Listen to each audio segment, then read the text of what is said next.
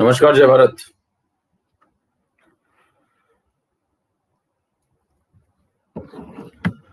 क्या हाल है भाई? पहली बात तो अभी काइनेटिक्स खत्म नहीं हुई तो पुराना टॉपिक चलेगा। कुछ लोग पूछ रहे हैं तो शुरू करते हैं। आगे कहानी पूरी काइनेटिक्स खत्म करेंगे फिर आगे बढ़ेंगे, ठीक है? एक दो लेक्चर आगे पीछे चलता रहता है। तो एक बार सब लोग जोरदार तरीके से मुंडा दिखा दीजिए। मैं चैट ऑफ कर रहा हूँ, काम शुरू कर रहे हैं। नमस्कार, जय भारत। एवी क्लियर है? एवी लिख दीजिए फटाफट। एवी लिख दीजिए फटाफट जल्दी से। नहीं, आज नहीं हो जाएगा, आज के बाद भी चलेगा, ठीक है? Okay done. चैप्टर पूरा कायदे से कंप्लीट करेंगे, ऐसे छोड़ के मेरे को कोई दिक्कत नहीं। आज मैं छोड़ दूं, मेरे को क्या दिक्कत है? अगला चैप्टर शुरू कर लीजिए, लेकिन फिर वो अगली बार फिर शुरू हो जाएगा। ठीक है, चलिए स्टार्ट करते हैं। चैट ऑफ कर रहा हूँ, काम शुरू कर रहे हैं। Okay done. तो मेरा नाम एकेएम सर, जिस नाम से मुझे कोचिंग फील्ड में जानते हैं। BTech from HBT Kanpur, MBA from triple IT Allahabad, दोनों टॉप गवर्नमेंट कॉलेजेस इंडिया के। 10 साल का experience. Aakash Allen Sarvottam chemistry mentor रह चुका हूं। लज्जाबेन पटेल, सोमल अग्रवाल, वरुण कुमार, ईयर 3942, एम्स 2016, 2018, 2019। इस नाम से आप मुझे सर्च कर सकते हैं। अकेडमी में आपको मिल जाऊंगा। ये नाम को तुरंत फॉलो कर लीजिए, ये नाम आपको मोक्ष की तरफ ले जाएगा। जे स्टार लाइव मेरा रेफरल कोड है, 10% ऑफ मिल जाएगा। अपने फ्रेंड को सजेस्ट कर सकते हैं। चलिए स्टार्ट करते हैं आज का काम। पिछली क्लास में हम लोग कहां तक पहुंच गए थे, अगर आपको थोड़ा याद हो? पिछली क्लास में हम लोग कहां तक पहुंच गए थे? अगर आपकी याददाश्त थोड़ी सी ठीक हो तो हम लोग यहां तक पहुंच चुके थे। 1/c to the power n minus 1 minus 1/c naught to the power n minus 1, ये सब बातें हो गई थी।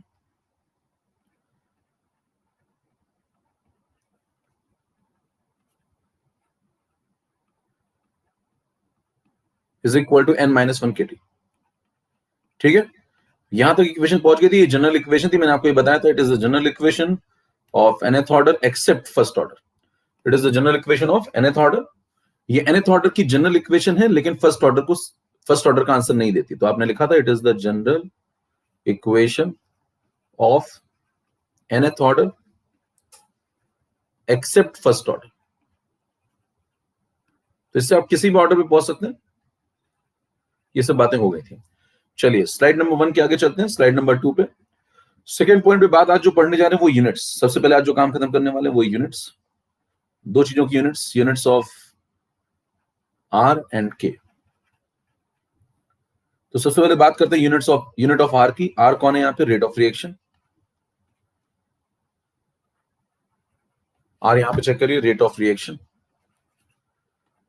और रेट ऑफ रिएक्शन को आप डिफाइन करेंगे तो बेसिकली कैसे डिफाइन करते हैं? जब से स्टैंडर्ड टर्म कौन सा है? DC by D. तो अगर आपसे पूछते हैं इसकी यूनिट बताओ तो आप कहेंगे डीसी की यूनिट मोलैरिटी है और डीटी टाइम है, तो molarity time inverse. Molarity time inverse. तो एक बात बताइए कि जो रेट ऑफ रिएक्शन हमने लिखा है डीसी बाई डीटी, ये आप किस में लिखते हैं? हर ऑर्डर में लिखते हैं। ये तो हर ऑर्डर में चलेगा। तो अगर ये हर ऑर्डर में चलेगा तो इसका मतलब क्या हुआ? ये जो आंसर है वो हर ऑर्डर में चलेगा, चाहे कोई भी ऑर्डर हो। तो आप कहेंगे इसको ऐसा भी लिख सकते हैं, मोलैरिटी की जगह पे लिख सकते हैं मोल पर लीटर। तो ये बन जाएगा मोल पावर +1, और ये पर लीटर है तो लीटर पावर -1 और टाइम -1। तो ये जो आंसर आया है या फिर ये जो आंसर आया है, ये दोनों में से कोई भी आप ले लीजिए। ये दोनों जो आंसर आए ये रेट ऑफ रिएक्शन की यूनिट है और यही यूनिट रहेंगी in any order of reaction. तो आप कहेंगे unit of rate of reaction will be similar in any order of reaction, ठीक है? तो मतलब आप कोई भी ऑर्डर ले लीजिए, उसमें आंसर यही रहेगा, unit of rate of reaction, ठीक है? अगले पॉइंट पे चलते हैं। अगर आपसे कहता है 3 नंबर में आ जाओ, तो आपसे कोई पूछे फर्स्ट ऑर्डर में क्या आंसर होगा, क्या यूनिट होगी रेट ऑफ रिएक्शन की? तो यही होगी। सेकंड ऑर्डर में भी यही होगी, जीरो ऑर्डर में भी यही होगी, क्योंकि बेसिक कंसेप्ट तो यही है। तो रेट ऑफ रिएक्शन में कोई फर्क नहीं होगा, रेट कांस्टेंट में फर्क आएगा। तो देखिए रेट कांस्टेंट में जब आप चलेंगे स्लाइड नंबर 3 पे, तो अगला काम जो हम लोग पढ़ने जा रहे हैं वो है यूनिट ऑफ के। यूनिट ऑफ के का मतलब है यूनिट ऑफ रेट कांस्टेंट, ठीक है? तो रेट कांस्टेंट की अगर यूनिट निकालनी शुरू करी जाए तो मान लीजिए आपके पास जीरो ऑर्डर। पहले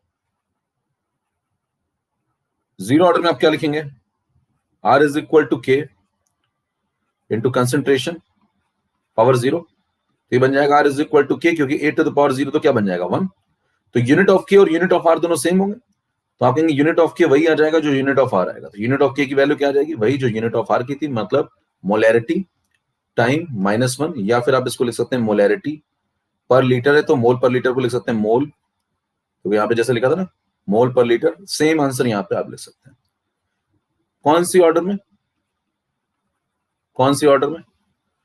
जीरो ऑर्डर में, बराबर। तो अगर आपको कभी भी रेट कांस्टेंट की यूनिट ये दी जाए तो आप समझ जाएंगे उससे देखते ही कि ये कौन सी ऑर्डर चल रही है। अगर रेट कांस्टेंट की यूनिट ये दी जाए तो आप समझ जाएंगे कौन सी ऑर्डर चल रही है, जीरो ऑर्डर रिएक्शन चल रही है। नेक्स्ट स्लाइड पे चलते हैं।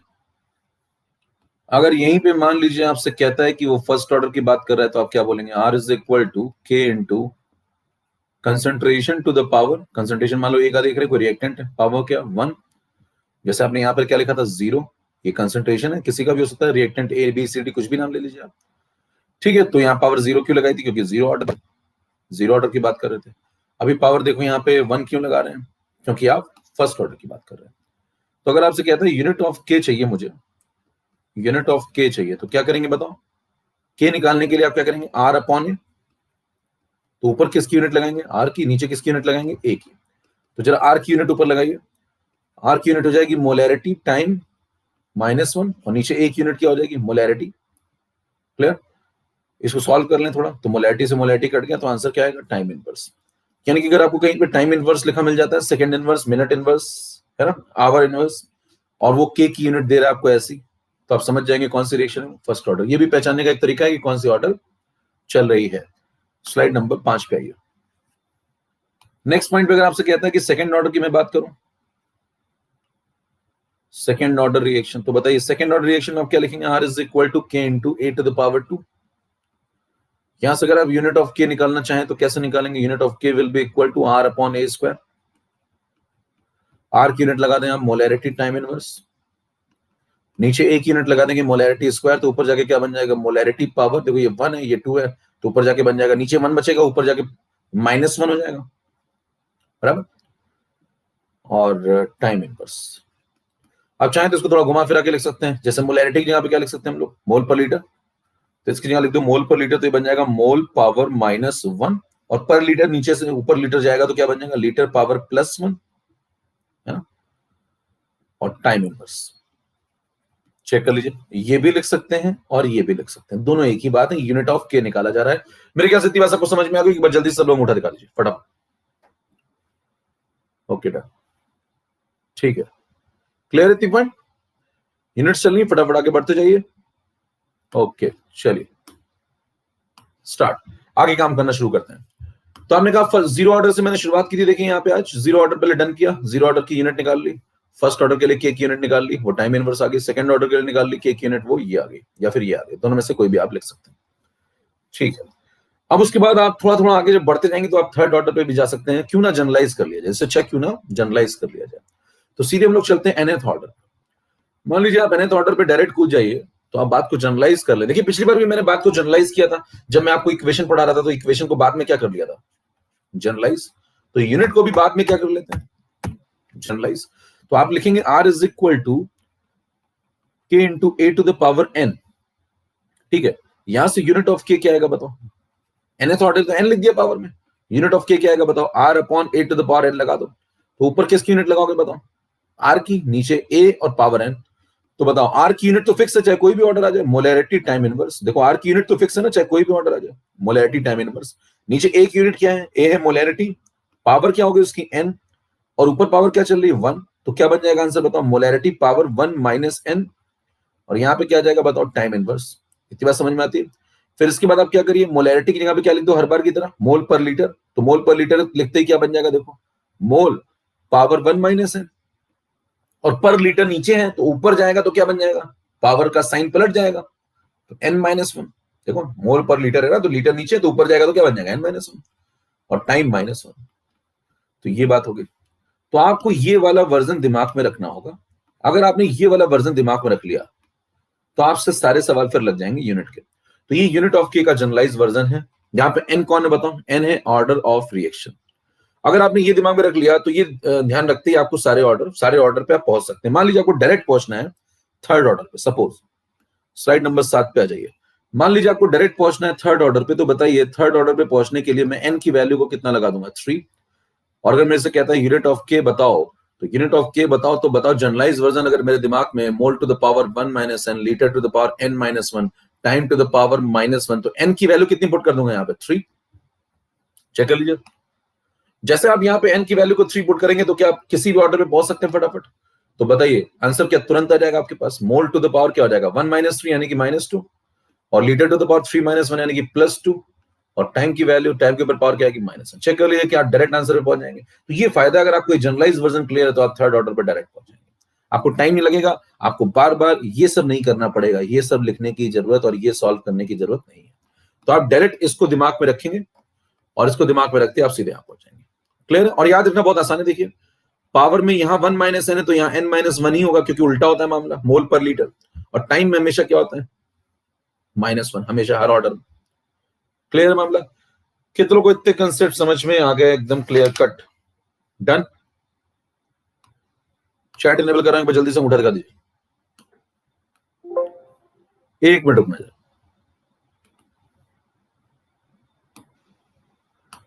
चैट इनेबल कर रहा हूं, सबको समझ में आ गई इतनी बात? क्या यूनिट वगैरह क्लियर? अब देखिए मैंने पिछले 10 साल के क्वेश्चन आपके सामने रखे हैं, तो क्यों रखे हैं उस वक्त समझिए जरा। पिछले 10 साल के क्वेश्चन आपके सामने आ चुके हैं, तो इसमें जो है क्वेश्चन नंबर आ जाइए सीधे कूद करके 22 नंबर पे। 22 नंबर।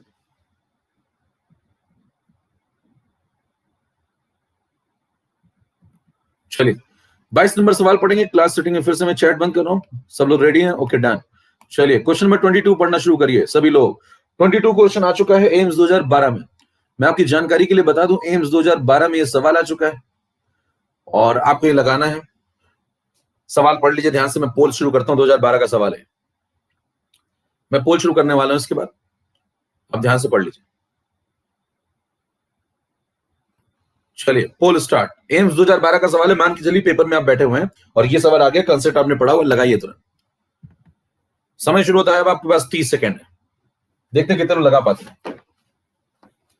जल्दी से निपटाइए फटाफट, एकदम 30 सेकंड के अंदर सबका होना चाहिए सही।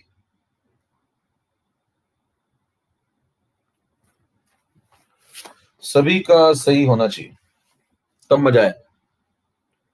तो है मजा। लगाओ भी फटाफट, लगाओ जल्दी से।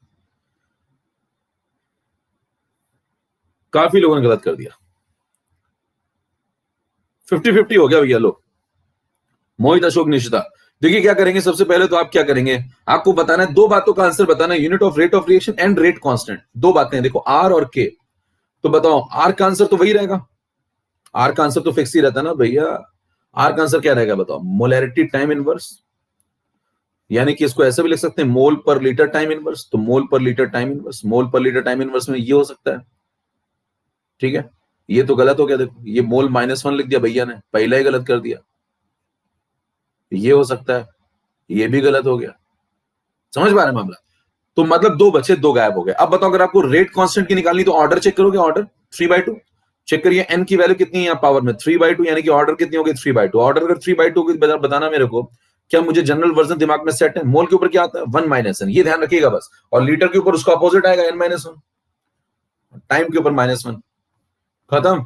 वैल्यू पुट करो। एन की वैल्यू कितनी लगाओगे बताओ यहाँ पे? 3/2। तो आंसर क्या आएगा बताओ? Mole to the power 1 - 3/2, litre to the power 3/2 -1, और टाइम पावर -1। देखिए यहां पे सॉल्व करिए, बन जाएगा मोल टू द पावर 1 - 3/2 कितना होता है? -1/2, और लीटर टू द पावर 3/2 -1 कितना हो जाएगा? +1/2, और टाइम इनवर्स। ये किसकी यूनिट है? के की। ये किसकी यूनिट है? के की। और बाकी आर की तो यही रहेगी हमेशा। हेलो, तो बताइए के की यूनिट कहां सेटिस्फाई कर रही है? -1/2 +1/2, देखो सेकंड इनवर्स यहां सेटिस्फाई कर रही है, बाकी सब गड़बड़ है, चेक कर लीजिए। तो आंसर कौन सा हो गया? ये पार्ट। कितनों को समझ में आ गई? भाई चैट इनेबल करो जल्दी से, अंगूठा दिखाइए, फटाफट आगे बढ़ा जाए। कितनों कर लेंगे इस तरीके से? अगर आप देख पा रहे हो तो केवल 10 मिनट हुए हैं अभी तक क्लास शुरू हुए, और देख पा रहे हैं आप किस रफ्तार से काम चल रहा है यहाँ पे। चलिए आगे बढ़ा जाए, तो खटाखट चलते हैं हम लोग आगे। ओके डन, जबरदस्त। अब देखिए इस तरीके से आप करेंगे तो फिर से फॉर्म आ जाएगा। तरीका सुनिएगा ध्यान से। यहाँ पे 22 नंबर जैसा सवाल लगाने का जे सुनिए। अगर आपको थोड़ा दिमाग चलता है तो मैं यहाँ पे फिर से आ जाता हूँ, एक बार इरेजर ले लेता हूँ भैया। एनालिसिस ये कहती है, अगर आपका थोड़ा सा दिमाग चलता है, देखिए एनालिसिस ये कहती है कि अगर आप थोड़ा कंसेप्चुअल व्यक्ति हैं तो आप देखिए, तो पीछे अगर आप एनालाइज करें, यहाँ पे जब आपने इसको पढ़ा था, या जब आप इसको पढ़ रहे थे, थोड़ा पावर को एनालाइज करिए जरा। पावर को एनालाइज करें अगर, देखो यहाँ पे पावर कितनी है? 0 ऑर्डर में। मोल के ऊपर कितनी है? +1, तो लीटर के ऊपर -1, बराबर। मोल के ऊपर +1, लीटर के ऊपर -1। अगले में चेक करना, यहां सब गायब ही हो गया तो छोड़ ही दो। यहाँ पे आ जाओ, मोल के ऊपर -1 तो लीटर के ऊपर +1, अगले में चेक करना, मोल के ऊपर 1 माइनस है तो लीटर के ऊपर n माइनस 1। अगले में चेक करना, मोल के ऊपर -2 तो लीटर के ऊपर +2। कुछ चमका गया? क्या चमका बताइए? जो मोल होता है और जो लीटर होता है, दोनों के ऊपर पावर जो होती है वो कभी भी सेम साइन की नहीं होंगी। अगर दोनों की खोपड़ी पे प्लस प्लस साइन लगा है तो गलत है, माइनस माइनस लगा है तो गलत है। ये माइनस है तो ये प्लस होगा, ये प्लस है तो ये माइनस होगा। कितने लोगों को बात समझ में आती है? और दोनों का मैग्नीट्यूड सेम होना चाहिए। अगर ये +2 तो -2, ये -2 तो +2। क्या आपको ये पॉइंट दोनों समझ में आ गया? बाकी टाइम तो हमेशा -1 ही रहता है। कितने लोगों को पॉइंट समझ में आ गया? कितने लोगों को पॉइंट समझ में आ गया? अगर ऐसा है तो बताइए, क्या ये सवाल बिना पेन चलाए भी लग सकता था? बताइए, अगर मेरे सामने सवाल आता है, कब ये सवाल मेरे सामने आता है वहां पे एम्स 2000 जो भी सवाल था 2000 में जब भी पूछा गया है, और ये सवाल आप 2012 में आया था।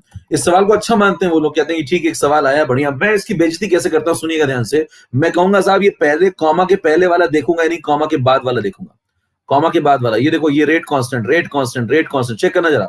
पावर -1/2 या +1/2 हो सकता है। यहाँ -1/2 या -1/2, सेम साइन हो गया, गलत हो गया। यहाँ देखो प्लस प्लस, गलत हो गया। यहाँ पे देखो प्लस प्लस, गलत हो गया। आंसर कौन सा? First part. टिक करके भागूंगा, कुछ नहीं करूंगा। कितने लोगों को समझ में आ गई बात? तोड़ डालिए कीबोर्ड एक बार फटाफट, आगे बढ़ा जाए फटाफट। बिल्कुल टाइम वेस्ट मत करिए, एकदम खटाखट आगे बढ़ते जाइए, काम चालू रहेगा, आप लगे रहिए बिल्कुल। चलें, डिडंट अंडरस्टैंड? कितने लोग गजब लगा, एक नहीं समझ पाए भैया। अरे पावर का साइन अपोजिट होगा चाचा, घर जाके ठंडा पानी पी के सोचना। चलिए, सबको समझ में आ गई बात? यहां माइनस है, यहां प्लस है, हो सकता है यहां माइनस माइनस है, गलत हो गया। यहां प्लस प्लस साइन है, गलत हो गया। यहां प्लस प्लस साइन है, गलत हो गया। सेम साइन नहीं होने चाहिए मोल की खोपड़ी पर और लीटर की खोपड़ी पर, जब आप रेट कांस्टेंट की बात करें। ठीक है, जिनको एक बार में नहीं समझ में आता वो लोग रिकॉर्डिंग देखा करिए दोबारा। कई लोगों की समस्या होती है, उनको एक बार में बात समझ में नहीं आती, उनको 2 बार एक ही बात पढ़नी होती है। तो उसके 2 तरीके, या तो आप 2 साल पढ़ लीजिए, या फिर एक ही साल में 2 बार पढ़ लीजिए। ठीक है, तो क्यों ना एक ही साल में 2 बार पढ़ लिया जाए।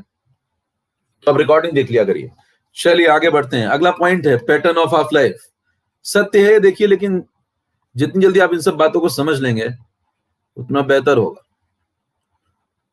पैटर्न ऑफ हाफ लाइफ, तो जुगाड़ समझ में आ गया आपको? यूनिट ऑफ के में हमेशा जुगाड़ क्या लगाना है? मोल और लीटर के ऊपर जो पावर होगी वो अपोजिट साइन की होनी चाहिए।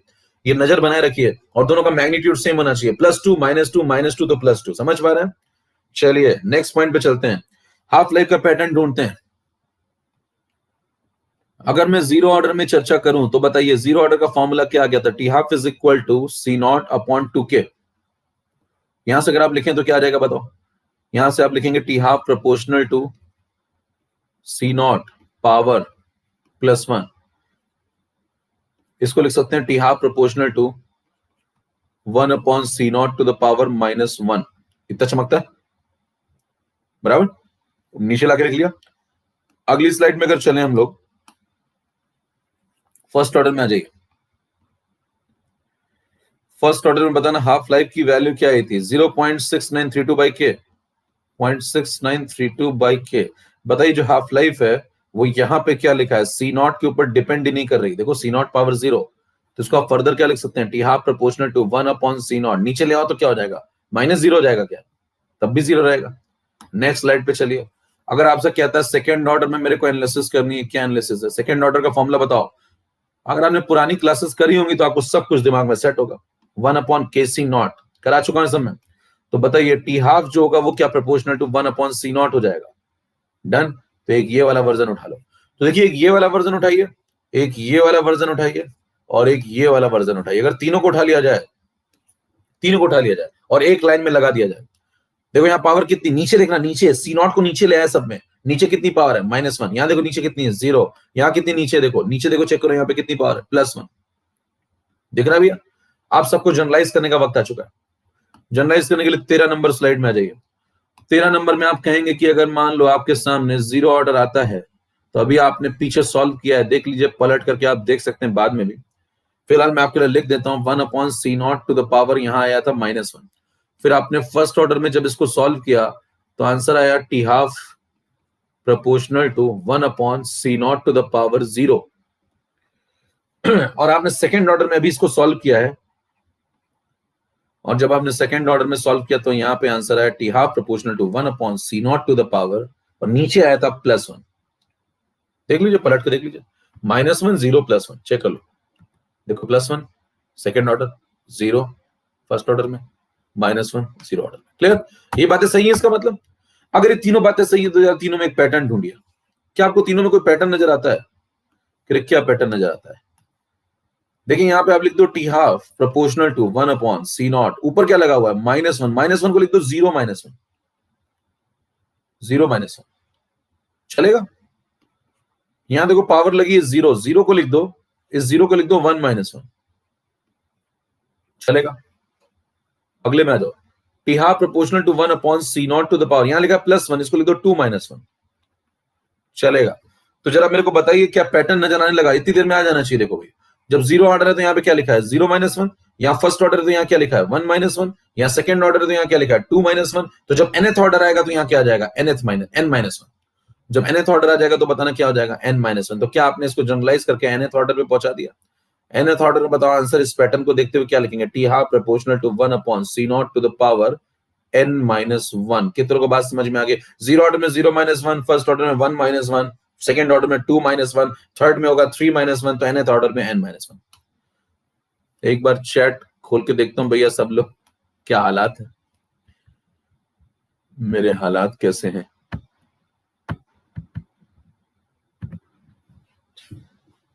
चले भाई, बताओ मेरे हालात कैसे हैं? चले क्लियर है? एक बार सब लोग उठा दिखाते जाइए, फटाफट आगे बढ़ते जाए फिर। ओके, तो जनरलाइज वर्जन आ गया। 3 बातों के 3 जनरलाइज वर्जन।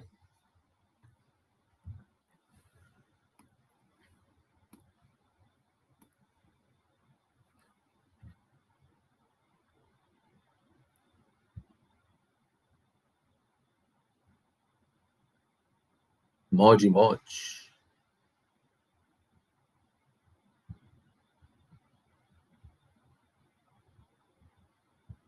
चलो चलो चलो आगे।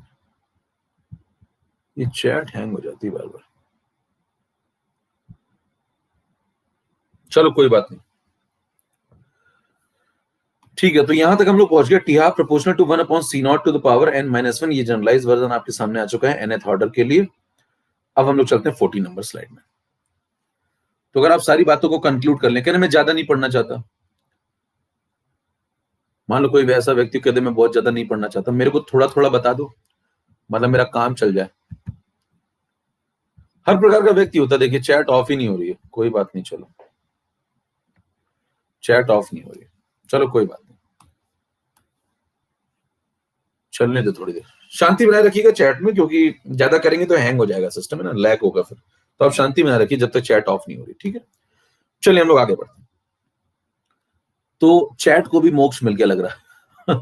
1/c to the power n-1 minus 1/c0 to the power n-1 is equal to n-1 kt। पहला जनरलाइज वर्जन ये दिमाग में रखना है, ठीक? ये हो गया जनरल इक्वेशन का। दूसरा जो इंपॉर्टेंट पॉइंट मैंने आपको आज पढ़ाया वो यूनिट ऑफ के है। यूनिट ऑफ के में आपको देखो क्या ध्यान रखना है? Mole to the power 1 minus n, litre to the power n-1, time inverse, ये ध्यान रखना है। तीसरा पॉइंट इंपॉर्टेंट जो मैंने आपको पढ़ा, जनरलाइज वर्जन हाफ लाइफ का 1/c0 to the power n-1। कभी आप भूल जाइए कि आपको याद ही नहीं आ रहा पेपर में कि भैया क्या चल रहा था वहां पर, तो पहली बात तो पढ़ के जाओ, याद तो थोड़ा बहुत पढ़ते पढ़ते ही रहता है, ऐसा सब कुछ रट के थोड़ी जाओगे वहां पे। देखिए दूसरी बात, अगर आप मान लीजिए बिल्कुल ही दिमाग आपका गायब ही हो गया, कह रहे हैं हमें कुछ याद ही नहीं आता भैया क्या करें, तो देखिए याद रखने का दिमाग में तरीका बना लीजिए। हर जगह आपको n-1 नजर आएगा। देखो हर जगह जनरलाइज वर्जन में देखो n-1 n-1 n-1 n-1 दिख रहा है। तो कभी भी आप भूल जाइए तो आप सोचिए हर जगह n-1 n-1 से शुरुआत करिए सोचना। तो यहाँ पे 1/c0 टू द पावर क्या होगा? n-1। यहाँ 1/c के ऊपर शुरुआत कहां से होगी? n-1। यहाँ लीटर के ऊपर शुरुआत कहां से होती है? n-1। तो मोल के ऊपर क्या होगी? 1-n।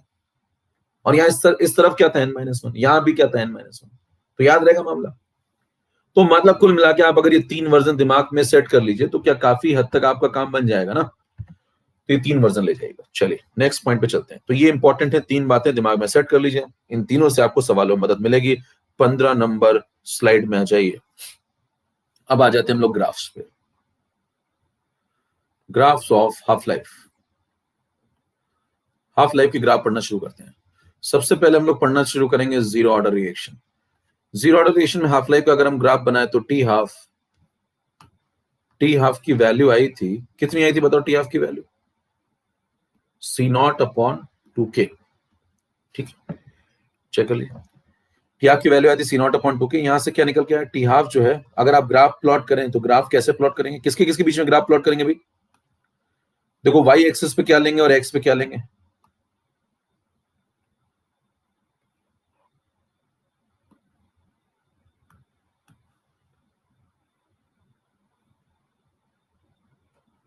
वाई एक्सिस पे क्या लिया मैंने? Half life. एक्स पे क्या लिया? सी नॉट। चेक करिए ग्राफ का नेचर कैसा होगा। ग्राफ का नेचर होगा ये देखो, ये वाई पे आ गया, ये एक्स पे हो गया, तो ये जो 1/2k ये स्लोप हो जाएगा। तो क्या y इक्वल टू mx बन जाएगा? y इक्वल टू mx, ठीक है ना। इंटरसेप्ट है नहीं, तो ग्राफ कैसा बनेगा? Straight line. तो ग्राफ कुछ ऐसा बन जाएगा, इंटरसेप्ट है नहीं, और स्लोप आप चेक कर लीजिए, ये m है। स्लोप की वैल्यू हो जाएगी 1/2k। k पॉजिटिव होता है हमेशा, तो 1/2k भी पॉजिटिव होगा, स्लोप पॉजिटिव है, ग्राफ ऊपर की दिशा में जा रहा है, इंटरसेप्ट है नहीं। अच्छा, इसमें जो सही मायने में ग्राफ बनाना चाहिए उसमें क्या करना चाहिए? यहाँ पे थोड़ा डॉट डॉट डॉट बनाना चाहिए शुरुआत में। क्यों? क्योंकि ध्यान दीजिए इस पॉइंट पे ग्राफ डिफाइन नहीं होगा। क्यों? इस पे बताना सी नॉट किसकी तरफ जाएगा? जीरो की तरफ। अगर इनिशियल कंसंट्रेशन ही जीरो है तो आधा किसको कर रहे हो? कोई आदमी आपसे कहे कि भैया इनिशियल कंसंट्रेशन कितना लिया, कह रहे जीरो, कह रहे फिर आधा किसको कर रहे हो? तो सेंस नहीं बनता। समझ पा रहे हैं? अगर आप इनिशियल कंसंट्रेशन ही आधा ले रहे हैं, इनिशियल कंसंट्रेशन जीरो ले रहे हैं, सॉरी, तो आप आधा किसे कर रहे हैं? तो आप क्या बोलेंगे कि ग्राफ थोड़ा आगे से डिफाइन होगा। कहां से? थोड़ा यहां से। देखो सी नॉट कुछ लेंगे ना, 1 2 3 4, तभी तो आधा करेंगे, तभी तो हाफ लाइफ डिफाइन होगी। तो ग्राफ थोड़ा यहां से डिफाइन होना चाहिए। कई लोग यहां से डिफाइन कर देते हैं, किताबें भी ऐसे पूरा बना देती हैं, लेकिन सही मायने में आपको डॉट डॉट डॉट लगाना चाहिए। कितनों की बात समझ गए क्यों लगाना चाहिए? ठीक है, क्योंकि यहां से ग्राफ डिफाइन है नहीं, क्योंकि सी नॉट जीरो होगा तो आप आधा किसे कर रहे हैं। ये हो गया कौन सा ग्राफ? Zero order. नेक्स्ट पे चलते हैं, 16 नंबर स्लाइड। चलते जाओ फर्स्ट ऑर्डर पे।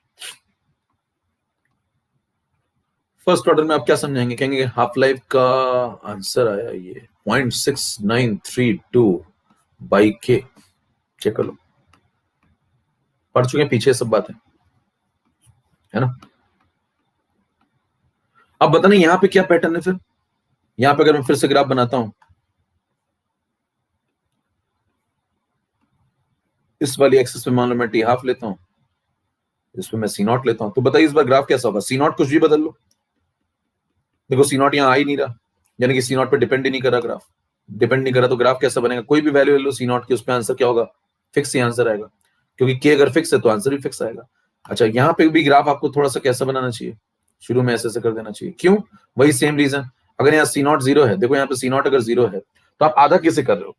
तो ये तो बहुत ही ज्यादा गलत बात होगी कि इनिशियल कंसंट्रेशन अगर आप कहते हो यहाँ जीरो है, तो जीरो को आधा करके आपने जीरो बनाया और कहने उसमें लगने वाला समय भी निकाल लिया, तो मतलब एक खतरनाक ही काम हो गया ना। तो ऐसा तो नहीं करना है, तो ग्राफ थोड़ा आगे से डिफाइन होता है यहां से। भैया अगर यहाँ सी नॉट ही जीरो लोगे तो जीरो को आधा करके जीरो बना रहे हो, उसमें लगने वाला समय भी निकाल ले रहे हो 20 मिनट, तो सेंस नहीं बना ना। तो मतलब ग्राफ यहां से शुरू होना चाहिए। हालांकि किताबें पूरा ही बना देती हैं, उनको कोई मतलब नहीं जाता। कितनों को बातें समझ में आ रही? ग्राफ आगे से क्यों बना रहा हूं मैं? 17 नंबर पे चलूं क्या मैं? 17 नंबर पे आ जाइए आप, सेकंड ऑर्डर पे आ जाओ भैया। जीरो ऑर्डर हो गया, फर्स्ट ऑर्डर हो गया, सेकंड ऑर्डर आ जाओ। बताओ सेकंड ऑर्डर में इक्वेशन क्या है भाई? T half is equal to 1/k c naught. ठीक। अगर इसमें ग्राफ प्लॉट किया जाए तो दो ग्राफ बनाते हैं।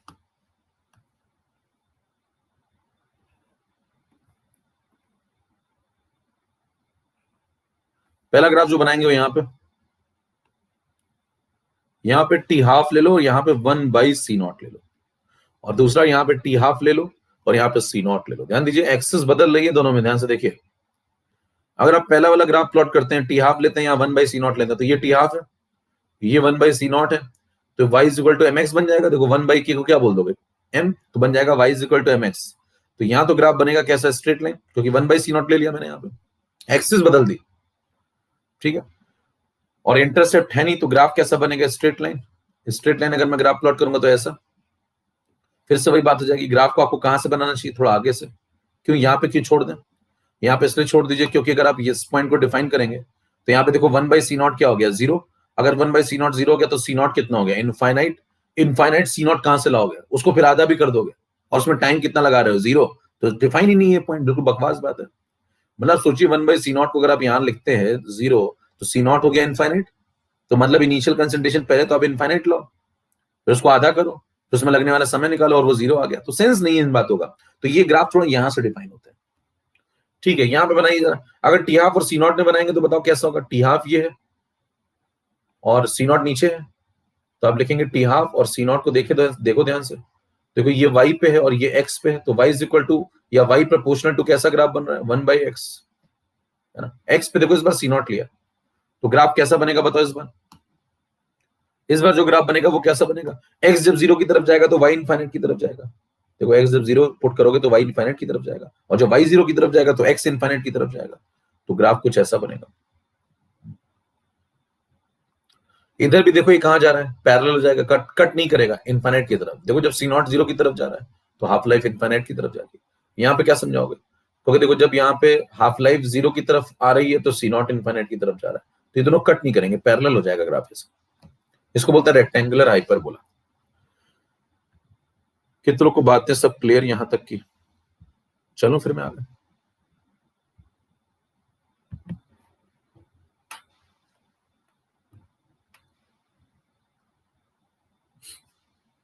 देख लीजिए, पहला, दूसरा, तीसरा।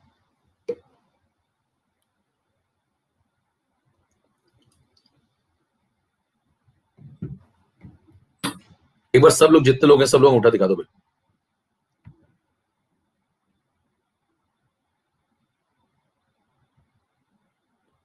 बैकलॉग के लिए कोर्स लॉन्च हो रहा है भाई, एक एक करके करेंगे।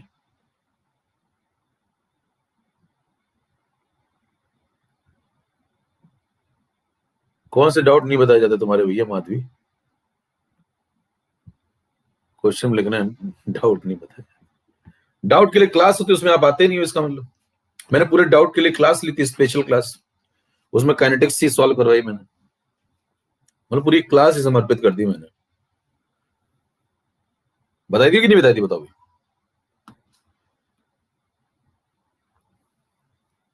एक पूरी क्लास करवा चुका हूं मैं, और आगे भी क्लास लेता रहता हूं। अब आना पड़ता है क्लास के लिए।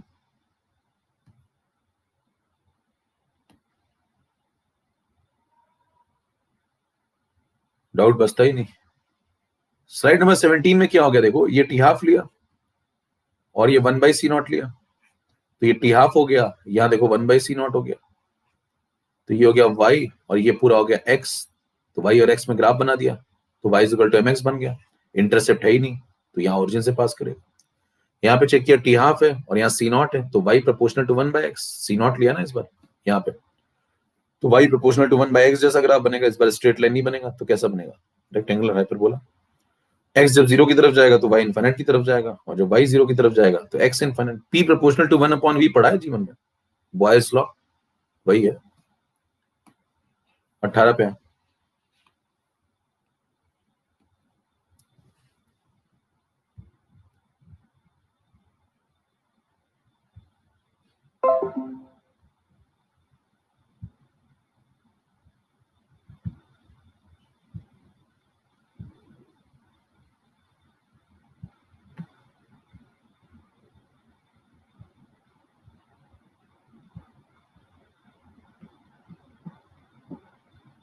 एक मिनट रुकना, इसको एक बार रिफ्रेश कर।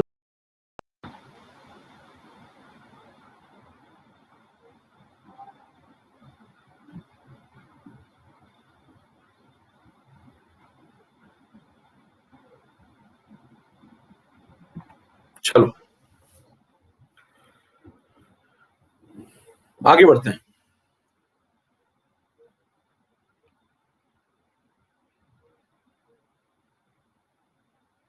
सब कुछ सुनाई पड़ रहा है? ये भी क्लियर आ रहा है बिल्कुल? बीच में तो दिक्कत हुई थी, इसलिए मैंने एक बार रिफ्रेश कर दिया। एक बार सब लोग एक बार अंगूठा दिखा दो भाई, अगर सब कुछ क्लियर चल रहा है तो एक बार सब लोग अंगूठा दिखा दो। सब लोग उठा दिखा दो फटाफट जल्दी से, फिर मैं आगे बढ़ जाऊं। ठीक है, चलो स्टार्ट करते हैं। तो 17 नंबर डन। नेक्स्ट पे चलिए, नेक्स्ट पे चलते हैं। अगला पॉइंट है कि एलिमेंट्री रिएक्शन के लिए देखिए हमें दो बातें पढ़नी होती है, एक मॉलिक्यूलरिटी और एक ऑर्डर। एक मॉलिक्यूलरिटी और एक ऑर्डर, ठीक है। तो मॉलिक्यूलरिटी हम लोग पहले पढ़ चुके हैं काफी। बताओ, एलिमेंट्री की मॉलिक्यूलरिटी मैं आपको पढ़ा चुका हूं, एलिमेंट्री की मॉलिक्यूलरिटी मैं आपको पढ़ा चुका हूं, और टोटल नंबर ऑफ मॉलिक्यूल्स देखते थे उसमें। कॉम्प्लेक्स की मॉलिक्यूलरिटी मैं आपको पहले पढ़ा चुका हूं, कॉम्प्लेक्स की मॉलिक्यूलरिटी अगर आप नोट्स बनाते होंगे, मीनिंगलेस थी ओवरऑल। फिर उसके बाद सुनिए, ऑर्डर पे आइए जरा।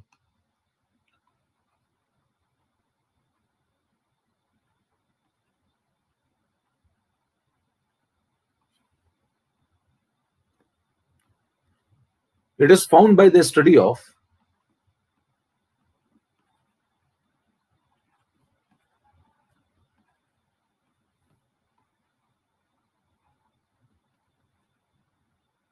kinetics of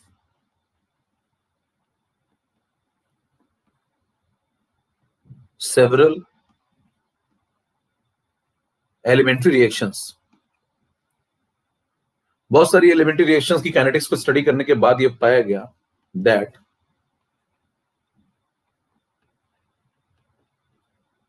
the order of elementary reactions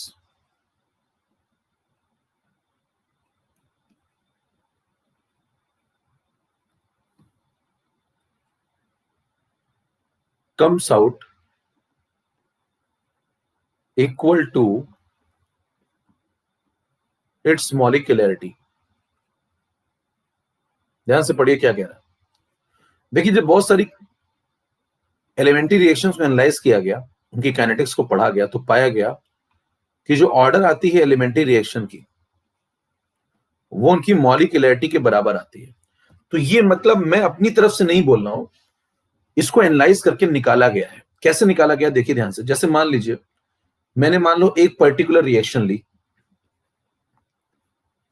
ये, और मैंने कहा कि अच्छा ये स्टेटमेंट कैसे लिखे जाते हैं। जैसे मान लो आप अपने घर से बाहर निकले, ठीक, 10:30 बजे, और आपके ऊपर 10:30 बजे किसी ने मान लो पानी फेंक के चला गया। फिर आपने कहा इत्तेफाक होगा, फिर अगले दिन फिर वही काम हुआ 10:30 बजे, फिर अगले दिन वही काम हुआ, ऐसा रोज होने लगा। तो आप क्या बोलोगे, जनरलाइज कर दोगे, आप बोलोगे मेरे ऊपर 10:30 बजे कोई ना कोई आदमी पानी फेंक के जाता ही है। It is found by the study of the analysis of per day. मतलब मैं रोज के एनालिसिस से ये बात समझ पाया। वही यहां भी हो रहा है। जब मैंने एक एलिमेंट्री रिएक्शन ली और उसकी ऑर्डर निकाली, तो पता चला उसकी जो ऑर्डर आई वो इसकी मॉलिक्यूलरिटी के बराबर आ गई। फिर मैंने दूसरी एलिमेंट्री रिएक्शन ली, उसमें ऑर्डर निकाली, एक्सपेरिमेंट से निकाली। ध्यान दीजिए, ऑर्डर हमेशा कहां से निकलती है, एक्सपेरिमेंट से। फिर एक्सपेरिमेंट किया, फिर मैंने ऑर्डर निकाली, फिर आ गई किसके बराबर, उसकी मॉलिक्यूलरिटी के बराबर। फिर मैंने थर्ड रिएक्शन ली, उसकी भी ऑर्डर निकाली। एलिमेंट्री लेता जा रहा हूं, तमाम एलिमेंट्री रिएक्शन, और बार बार मैं ऑर्डर निकाल रहा हूं डेटा ला ला के लैब जा जाके, लेकिन बार बार आंसर जो वो किसके बराबर आ जा रहा है, उसकी मॉलिक्यूलरिटी के बराबर। बार बार बार बार बार।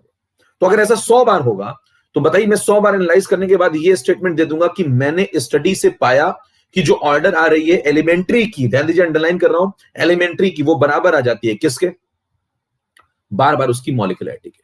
तो ये मैं नहीं कह रहा, ये स्टडी कह रही है। समझ पा रहे हैं, क्लियर बात। तो बताइए, जब ऐसा हुआ, कई बार हुआ, एक बार, दो बार, 10 बार, 20 बार, 100 बार, तो लोगों ने एक स्टेटमेंट पास कर दिया, कहा ये स्टेटमेंट है, it is found by the study of several elementary reaction. बहुत सारी एलिमेंट्री रिएक्शन को समझने के बाद पता चलता है कि जो उनकी ऑर्डर है वो उनकी मॉलिक्यूलरिटी के बराबर आती है। और अगर ऐसा है तो फिर एग्जाम्पल लेने शुरू किए गए, फिर एग्जाम्पल लेने शुरू किए गए, पहला, दूसरा और तीसरा। क्लियर है।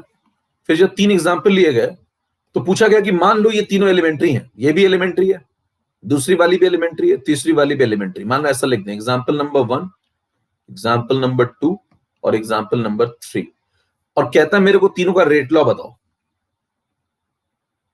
तीनों का क्या बताओ, रेट लॉ बताओ। ध्यान दीजिए, उसने rate law of mass action नहीं पूछा है, क्या पूछा है, रेट लॉ। अगर आपने पहली क्लास की होगी तो आपको याद आ रहा होगा रेट लॉ कैसा होता है, एक्सपेरिमेंटल। तो अगर आपसे किसी आदमी ने इसका रेट लॉ पूछ लिया तो आपको कहना चाहिए कि भैया रेट लॉ तो एक्सपेरिमेंटल होता है, मैं कैसे बता दूं, मेरे को पहले लैब ले चलो, डेटा लाओ। कहता डेटा नहीं है, कह रहा ऑर्डर लाओ, कह रहे ऑर्डर भी नहीं है। कह रहे फिर मैं बता नहीं सकता, तो कहेगा 4 ऑप्शन देंगे, कुछ तो टिक करना पड़ेगा। साथ में क्या दिया हुआ है, वो एलिमेंट्री रिएक्शन है। तो बताइए आप क्या मानते हो, टिक कर देंगे कि एलिमेंट्री में ऑर्डर मॉलिक्यूलरिटी के बराबर होती है, तो जो इसकी मॉलिक्यूलरिटी वही इसकी ऑर्डर मान ली जाएगी। लेकिन कब, जब एलिमेंट्री रिएक्शन है। समझ में आ रही बात? तो बताइए R इज इक्वल टू, आप क्या लिख करके चलेंगे, K into A to the power 1। लेकिन ऐसा आप कब करेंगे, जब यहाँ पे क्या लिखा हो, एलिमेंट्री रिएक्शन, यानी कि केस नंबर 1 है, जब सिंपल रिएक्शन आती है या एलिमेंट्री आती है या सिंगल स्टेप आती है, तो पाया गया उसकी जो ऑर्डर आती है वो उसकी मॉलिक्यूलरिटी के बराबर आती है।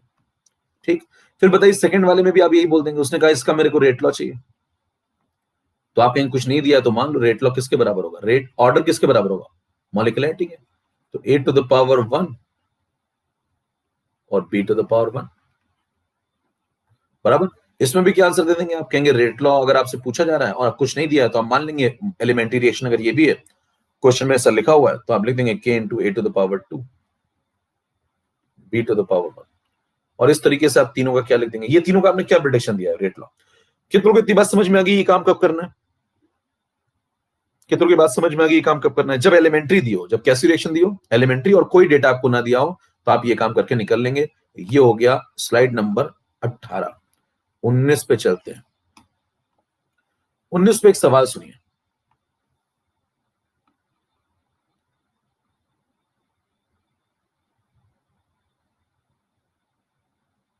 सवाल सुनना है। एक सवाल देखेंगे आपको आइडिया लग जाएगा क्या चल रहा है एग्जैक्टली, ऐसा कब करना है। एक मिनट रुको,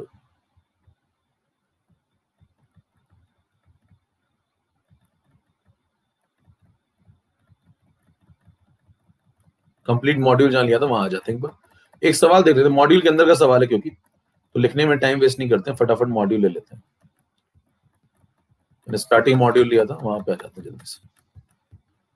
अच्छा अभी शायद अपलोड नहीं हुआ था, ठीक है कोई बात नहीं, चलो एक सवाल लिख लेते हैं, फिर नहीं अपलोड हुआ तो कोई बात नहीं, एक सवाल लिख लेते हैं। चलो सुनना ध्यान से, यहां तक हम लोग पहुंच गए, हाँ शायद अपलोड नहीं हुआ, ठीक है सुनना ध्यान सुनना। जो अब इस प्रकार के सवालों में क्या काम करना है, कब करना है, सुनना। जैसे मान लो आपसे कहता है 19 पे आ जाओ, मैं एक सवाल यहां लिख रहा हूं, देखना। In a single step reaction,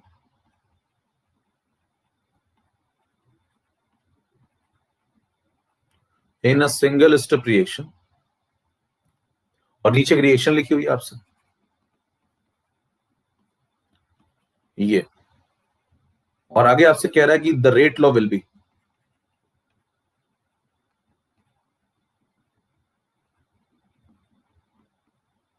rate law बताना आपको, ठीक है। और 4 ऑप्शन, रेट लॉ बताना आपको।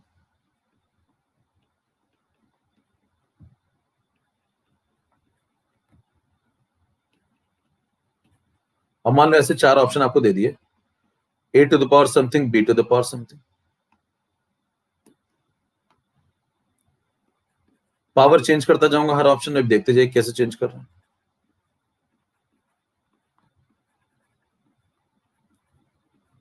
अब पावर चेंज करेंगे तो क्या क्या करेंगे, देखो यहाँ पे लिख दिया 1, यहाँ पे लिख दिया 2, यहाँ पे लिख दिया 2, यहाँ पे लिख दिया 1, यहाँ पे 0, यहाँ पे 1, यहाँ पे 1, यहाँ पे 0, या फिर एक और ऑप्शन ले लो, यहाँ पे दोनों जगह 1 1 कर लो।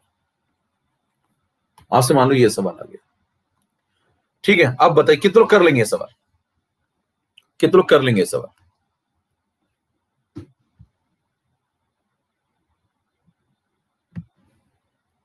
एक बार सब लोग उठा दिखा दो जितने लोग यहाँ पे हैं, क्या मेरी बातें समझ में आ रही है आपको, क्या बात चल रही है, क्या कह रहा है। पहले तो आपने कहा कि एलिमेंट्री रिएक्शन, चैट ऑफ हो नहीं रही, कुछ दिक्कत है चैट में, सेटिंग से हो नहीं रही, तो आप कोशिश करें कि काम की बातें लिखें, चैट नहीं ऑफ हो रही, चलो कोई बात नहीं। चलो सुनना ध्यान से, आपसे कह रहा है ये रिएक्शन दी हुई है, और कह रहा है ये कैसी रिएक्शन है, सिंगल स्टेप रिएक्शन है ना, ये सिंगल स्टेप रिएक्शन है। आपको क्या बताना है, इसका रेट लॉ बताना है, और बताना सिंगल स्टेप रिएक्शन में कोई डेटा नहीं दिया, इसने कोई डेटा नहीं दिया, मतलब कोई आपको टेबुलर फॉर्म नहीं दिया, टेबुलर फॉर्म में कोई डेटा नहीं दिया जैसा हर बार देता था, क्योंकि ऑर्डर जब भी आपको बतानी तो बताइए, ऑर्डर बताने के लिए क्या आपको उसे डेटा देना चाहिए था, और उसने कोई डेटा नहीं दिया। तो बताइए इस बार आप लॉजिक क्या लगाएंगे, आप लॉजिक लगाएंगे एलिमेंट्री रिएक्शन में स्टडी से पाया गया है कि जो ऑर्डर आती है वो मॉलिक्यूलरिटी के बराबर आती है, तो आप ये मानते हुए आंसर चेक करके चले आएंगे। किस रीजन से बताओ, किस रीजन से? क्योंकि जनरली ऐसा होता है, बराबर। आपको कोई डेटा नहीं दिया, लेकिन ध्यान दीजिए ये सब काम कब करना है? जब सिंगल स्टेप लिखा हो, जब एलिमेंट्री लिखा हो। तो मैं एक बार पोल करा रहा हूं, जल्दी से देखिए आप कितने लोगों को आंसर देखिए। सबका सही होना चाहिए फिर। अब तो अब सबको मैंने कंसेप्ट बता दिया, अब तो सबका सही होना चाहिए। पोल भी नहीं हो रहा, कुछ तो कमाल हो गया मतलब।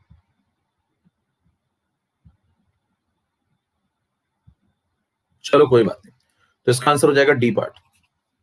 क्यों? पोल भी नहीं हो रहा, चलिए छोड़िए। इसका आंसर हो जाएगा डी पार्ट, क्योंकि जो कोफिशिएंट है वो ऑर्डर है, वही मॉलिक्यूलरिटी मान लेंगे, लेकिन यहाँ पे क्या लिखा होना चाहिए? Single step reaction. ठीक है, ये बात सबको समझ में आ गई। लेकिन ये काम आपको सिर्फ कब करना है बताओ? सिंगल स्टेप रिएक्शन में। मतलब आपको मल्टी स्टेप रिएक्शन में काम नहीं करता। कितने लोग बात समझ में? एक बार अंगूठा दिखा दो फटाफट। कितने लोग बात समझ में आ गई? डी पार्ट है, सब लोग एक बार जोरदार तरीके से अंगूठा दिखा दो, फिर मैं अगला कंसेप्ट बताऊं आपको। मेरे को समझ में आया कि आपको समझ में। रिफ्रेश कर दिया था एक बार, अभी हो नहीं रहा, कुछ दिक्कत हो रही है।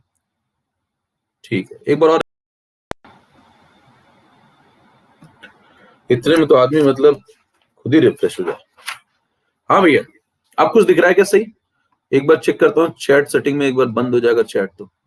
चिट चैट कर रहे हैं लोग, बिल्कुल नहीं हो रही बात। अच्छा हो गई, ओ माय गॉड, कर दिखाया। चलो, तो ये समझ में आ गया आपको, चैट बंद हो चुकी है अब। कई लोग की आत्मा को शांति मिली, लगे पड़े थे एकदम। तो बताइए ये काम आपको अरे फिर ऑन हो गया, फिर लग गए लोग हैं। चलो कोई बात नहीं, छोड़ते हैं उसको। अभी बंद हो गई क्या? अभी बंद हो गई, चलो ठीक है। तो बताइए ये वाला काम आपको कब करना है? ये आप सीख पा रहे हैं क्या बातें मैं बोल रहा हूं आपको? देखिए सबसे पहले वहां क्या लिखा होना चाहिए? एलिमेंट्री। कॉम्प्लेक्स में मत कर देना भैया ये काम। किस में करना है ये काम? हमेशा एलिमेंट्री। तो एलिमेंट्री में ऐसा मैं नहीं कह रहा हूं, मैंने कहा ना बार बार आप घर से बाहर निकलते तो कोई पानी फेंक के भाग जाता था। तो आपने स्टडी से पाया, मैंने 500 एलिमेंट्री रिएक्शन उठाई और 500 की 500 में मैंने ऑर्डर निकाली। कैसे निकाली? पूरी पूरी ईमानदारी से। लैब गया, डेटा लाया, डेटा समझा, वो टेबल बनाई, ऑर्डर निकाली। लेकिन हर बार वो किससे मैच कर जाती है? हर बार वो किससे मैच कर जाती है? उसकी मॉलिक्यूलरिटी से। जब हर बार मैच कर जाती तो मैंने स्टेटमेंट पास कर दिया कि एलिमेंट्री में तो भैया ऑर्डर मॉलिक्यूलरिटी के बराबर ही आती है। अब जरा मेरे को एक बात बताना, अगर मेरे से एक सवाल पूछता है वो कि एलिमेंट्री रिएक्शन का एग्जांपल है, जरा ध्यान सुनिए मेरी बात। अब आपसे कहता है मान लो एलिमेंट्री रिएक्शन का एग्जांपल है, या फिर इसका दूसरा नाम बताओ क्या है? एलिमेंट्री का दूसरा नाम है सिंपल रिएक्शन। सिंपल रिएक्शन का तीसरा नाम बताना क्या है? Single step reaction. Single step reaction. बताइए इस प्रकार की बातें अगर वो लिखता है और मुझसे कहता है कि इनमें आपने एनालिसिस से क्या पाया, और वो भी बताना। अच्छा एक कोई बात बताओ, कोई पूछे रेट लॉ, फिर तो थियोरेटिकल हो गया। तुमने तो कहा था रेट लॉ एक्सपेरिमेंटल होता है, तो मैं कहूंगा रेट लॉ तो तुम देख के लिख दे रहे हो, देख के लिख दे रहे हो, तो फिर क्या थियोरेटिकल हो गया? तो मैं कहूंगा नहीं, है तो एक्सपेरिमेंटल। क्योंकि ये जो आप आंसर टिक कर रहे हो, ये वाला जो आंसर आप टिक कर रहे हो, उसमें जो लॉजिक आप लाए हो ये वाला कि ऑर्डर इक्वल टू मॉलिक्यूलरिटी, वो कहां से लाए हो? ये एनालिसिस से आया। कौन से एनालिसिस? लैब की स्टडी से। तो बताइए ये जो कंसेप्ट आप लिख रहे हैं order equal to molecularity molecularity molecularity, वो कहां से लाए हैं? वो आप लैब से लाए हैं। तो ये पूरा कंसेप्ट कैसा है? ये पूरा कंसेप्ट, ये स्टेटमेंट ही कैसा है? ये स्टेटमेंट ही एक्सपेरिमेंटल है। ये पूरा स्टेटमेंट ही कैसा है? एक्सपेरिमेंटल है। तो ये जो आप सॉल्व कर रहे हैं ये भी कैसा एक्सपेरिमेंटल है? क्योंकि ऑर्डर मॉलिक्यूलरिटी के बराबर होती है, आपको पता कहां से चल रहा है? बहुत सारी एलिमेंट्री रिएक्शन की काइनेटिक्स को स्टडी करने के बाद। कहां पे? लैब। क्लियर है बात? तो ये मत दिमाग में लाइएगा कि भैया रेट लॉ तुमने कहा था थ्योरेटिकल नहीं होता है, एक्सपेरिमेंटल होता है, और यहां तो तुम देख के टिक कर रहे हो। तो भैया देख के तो टिक कर रहा हूं, लेकिन ये जो 1-1 लिख दिया, इसको बराबर मान लिया ऑर्डर को मॉलिक्यूलरिटी की, वो कहां से माना? पूरी स्टडी करने के बाद। तो कंसेप्ट ही पूरा एक्सपेरिमेंटल है। क्लियर मामला? अब मेरे को बताना, अगर एलिमेंट्री लिखता है, सिंपल लिखता है, सिंगल लिखता है, एक ही स्टेप में रिएक्शन खत्म हो रही है, तो बात एक ही है तीनों की। तो बताइए आपने क्या पाया स्टडी से? Order will be equal to molecularity. ये कहां से पाया आपने? एक्सपेरिमेंटल स्टडी से। कहां से पाया? कोई पूछे कहां से पाया ये बात, तो कहेंगे एक्सपेरिमेंटल स्टडी से पाई। तो बताइए ये वाली जो बात है ये एक्सपेरिमेंटल बात है या फिर ये वाली बात थ्योरेटिकल बात है? तो आप कहेंगे एक्सपेरिमेंटल बात है। फिर आपसे कहता है एक बात बताना, फिर बताओ एलिमेंट्री रिएक्शन की ऑर्डर क्या क्या हो सकती है? कहेंगे ऑर्डर एलिमेंट्री की वही हो सकती है जो उसकी मॉलिक्यूलरिटी हो सकती है, क्योंकि दोनों बराबर होते हैं, क्योंकि दोनों बराबर हो सकते हैं। अब बताइए मॉलिक्यूलरिटी क्या कभी निगेटिव हो सकती है? नहीं, तो ऑर्डर भी निगेटिव नहीं होगी। किसमें? एलिमेंट्री में। मॉलिक्यूलरिटी क्या कभी जीरो हो सकती है? नहीं, तो ऑर्डर भी जीरो नहीं होगी। किसमें? एलिमेंट्री में। हेलो, क्या बातें समझ पा रहे हैं? मैं एक बार चैट फिर से इनेबल करने की कोशिश करता हूं। क्या बात समझ में आ रही है? क्या कितनों को बात समझ में आ रही है? तो बताइए आप क्या बोलेंगे? कोई आपसे पूछे कि भैया ये बताओ ऑर्डर जो है क्या वो निगेटिव हो सकती है एलिमेंट्री में, तो आप बोलेंगे नहीं, एलिमेंट्री में नहीं हो सकती। क्यों? क्योंकि उसकी मॉलिक्यूलरिटी निगेटिव नहीं हो सकती। जीरो हो सकती है क्या? कहेंगे नहीं, क्योंकि उसकी मॉलिक्यूलरिटी जीरो नहीं हो सकती। बताइए फिर मॉलिक्यूलरिटी क्या क्या हो सकती है? आपको पहले पढ़ाया था मैंने कि मॉलिक्यूलरिटी पॉजिटिव होती है, तो आप कहेंगे ऑर्डर भी पॉजिटिव होगी। ऑर्डर भी पॉजिटिव होगी। किसमें? किसमें? ये बार बार मैं बात बोल रहा हूं, किसमें? सिर्फ एलिमेंट्री में। कॉम्प्लेक्स में ये काम नहीं करना और किसी रिएक्शन में काम नहीं करना, मल्टी स्टेप में नहीं करना है काम। क्लियर है मामला? तो कोई आपको जिंदगी में बोल दे कि भाई साहब एलिमेंट्री रिएक्शन है, बताओ ऑर्डर क्या हो सकती है, उससे कहना ऑर्डर वही हो सकती है जो मॉलिक्यूलरिटी हो सकती है। और बोलो मॉलिक्यूलरिटी क्या क्या हो सकती है? प्लस में भी +1 और +2 और +3 हो सकती है, +4 नहीं हो सकती। ये बात मैंने आपको पहले पढ़ाई थी कि मॉलिक्यूलरिटी 3 या 3 से ज्यादा नहीं होती, 3 तक जाती है, क्योंकि 3 से अधिक एंटिटीज का एक साथ इफेक्टिव कोलिजन करने की प्रोबेबिलिटी ना के बराबर होती है। हेलो। और अगर आपको ये बात समझ में आ रही है तो बताइए क्या मॉलिक्यूलरिटी से +1 +2 और +3 हो सकती है? तो ऑर्डर भी क्या हो सकती है? +1 +2 या +3 हो सकती है। किसके लिए? लेकिन एलिमेंट्री के लिए। किसके लिए? सारी बातें किसके लिए बोल रहा हूं? एलिमेंट्री के लिए। कितने लोगों को कंसेप्ट क्लियर हो गया? कोई आज के बाद जिंदगी में आपसे बोले कि कोई रिएक्शन पकड़ के लाया मैं गांव से और उसकी ऑर्डर जीरो आ गई, तो आप क्या बोलोगे? वो एलिमेंट्री नहीं हो सकती। आप क्या बोलोगे? जीरो ऑर्डर आ गई तो वो एलिमेंट्री नहीं हो सकती।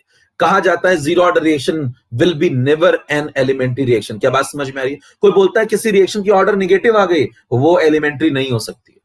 अगर एलिमेंट्री है तो पॉजिटिव ही ऑर्डर होगी, और इन तीनों में से कोई एक हो। कितनों को बात समझ में आ गई? डन। नेक्स्ट कंसेप्ट पे चलो। ओके चलो, समझ में आ गई सबको बात। ये बहुत इंपॉर्टेंट बात है, इसमें बहुत कंफ्यूजन होता है, तो मैंने आपको बिल्कुल क्लैरिटी के साथ बता दी। अब हम लोग चलते हैं 21 नंबर स्लाइड पे। 21 नंबर स्लाइड पे, और अब हम लोग जो पढ़ने जा रहे हैं वो एक और कंसेप्ट सुनिएगा। एक और कंसेप्ट सुनिएगा। अब देखिए, ये हो गया सिंगल स्टेप का मामला, ये हो गया सिंगल स्टेप का मामला। और सिंगल स्टेप को पढ़ने के बाद हम लोग चलेंगे मल्टी स्टेप की तरफ। और मल्टी स्टेप में एक सवाल लगाते हैं। चलो पहले पहले मल्टी स्टेप की तरफ चलते हैं। अभी जो मैंने आपको पढ़ाया, कोई पूछे क्या पढ़ाया, तो मैं कहूंगा ये रेट लॉ पढ़ाया। किसका रेट लॉ पढ़ाया? Rate law of elementary reaction पढ़ाया। बताइए रेट लॉ को किसका किसका मैं पढ़ा सकता हूं? रेट लॉ में आपको किसका किसका पढ़ा सकता हूं? एलिमेंट्री का पढ़ा सकता हूं, और किसका पढ़ा सकता हूं? कॉम्प्लेक्स का पढ़ा सकता हूं। तो एलिमेंट्री का डन है। अब आ जाइए आप रेट लॉ किसका दूसरा पढ़ने के लिए? Rate law of complex reaction. ध्यान समझिएगा, आपको मैं 3 कंसेप्ट आज कराऊंगा, तीनों जोरदार कंसेप्ट होंगे, पूरी क्लैरिटी आ जाएगी, सुनते जाइएगा। अब रेट लॉ कराने जा रहा हूं, फिर सबको कनेक्ट कर दूंगा उठा के। कॉम्प्लेक्स रिएक्शन का दूसरा नाम मल्टी स्टेप रिएक्शन।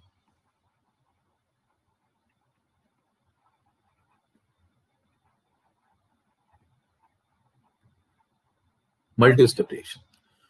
अब ध्यान दीजिए, मैं आपको एक सवाल दे रहा हूं, क्वेश्चन के फॉर्म में समझेंगे।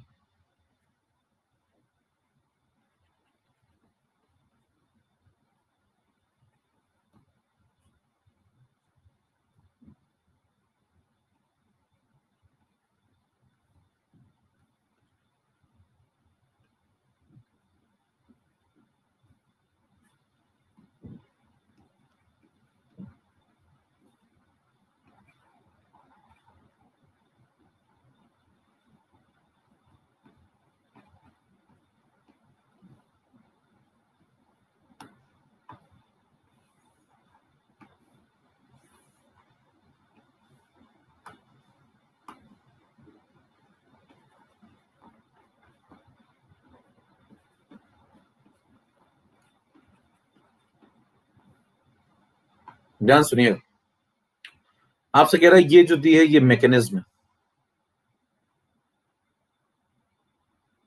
करेक्ट? इसकी इसकी कह फिर ये क्या है? ये कॉम्प्लेक्स रिएक्शन है, ये मल्टी स्टेप रिएक्शन, और ये ऊपर इसकी मैकेनिज्म है। आपसे कहता है यहां पे लिख दिया मैंने K1, बैकवर्ड वाले के लिख दिया मैंने K-1। ध्यान से देखना क्या लिखना, और इस वाले नीचे वाले के लिख दिया K2, रेट कांस्टेंट। फिर आपसे सवाल पूछ रहा हूं, सवाल ये है, find out the K effective, K effective for the complex reaction.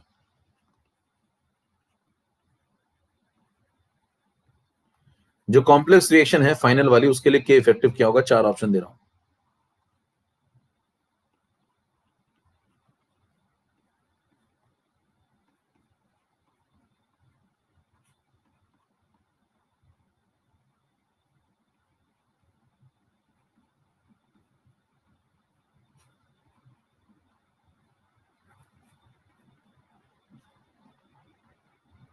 ये 4 ऑप्शन। चलिए शुरू करते हैं। सवाल आप समझ लीजिए पहले तो। सवाल में क्या कह रहा है? कह रहा है कि ये फाइनल जो मिली आपको लास्ट में कॉम्प्लेक्स रिएक्शन, ये मल्टी स्टेप रिएक्शन, इसके अंदर मैकेनिज्म ये लिखी हुई है, ये उसके स्टेप्स हैं, ये पहला स्टेप है, दूसरा स्टेप है। इन दोनों को जोड़ के देख लो। देखो N2O2 से N2O2 कट जाएगा, ये दोनों कैंसिल हो जाएंगे, तो क्या बचेगा? 2NO plus 1O2। देखो लिखा हुआ है 2NO plus 1O2 gives 2NO2 बराबर। तो ये जो थर्ड रिएक्शन आई वो इन दोनों को जोड़ने से आई, यानी कि ये इसकी मैकेनिज्म है। ठीक।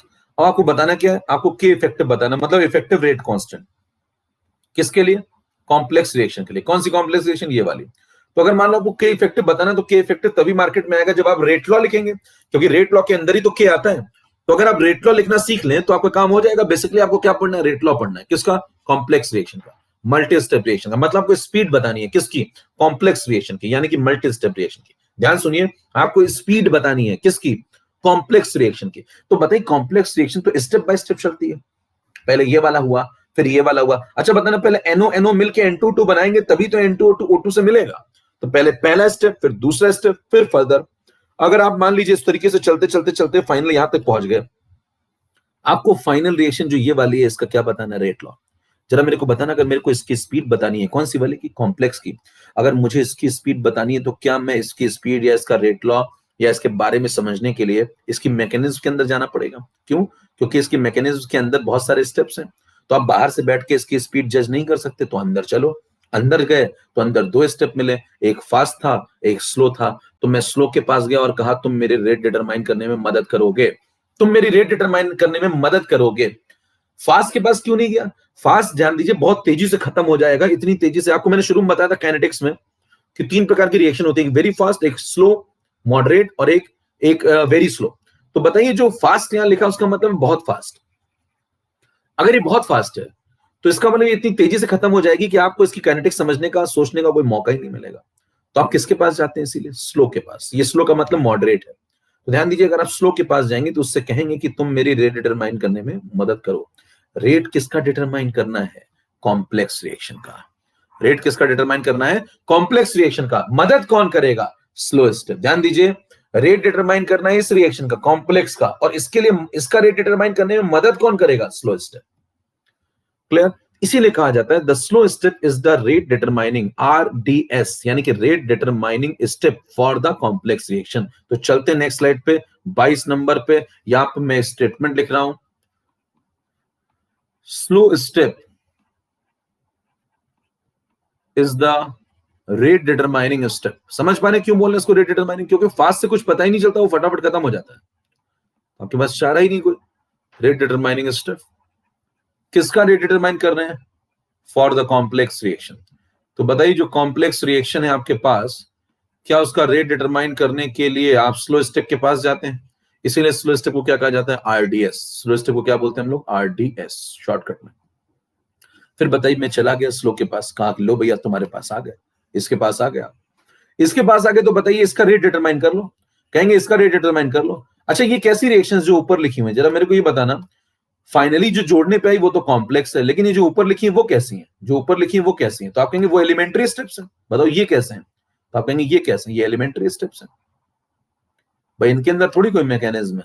तो ये सब एलिमेंट्री स्टेप्स है। तो बताना एलिमेंट्री स्टेप्स में क्या होता है? ऑर्डर बराबर होती है किसके? मॉलिक्यूलरिटी के। तो आप इस स्टेप के लिए इसको एलिमेंट्री स्टेप बोल रहे हैं, तो इसकी ऑर्डर देखिए 1, इसकी मॉलिक्यूलरिटी, इसकी मॉलिक्यूलरिटी 1 है, तो क्या यही इसकी ऑर्डर मान लेंगे? क्यों? क्योंकि ये दोनों कैसे स्टेप है? एलिमेंट्री। ये तो कॉम्प्लेक्स है फाइनली, लेकिन ऊपर वाले कैसे हैं? एलिमेंट्री।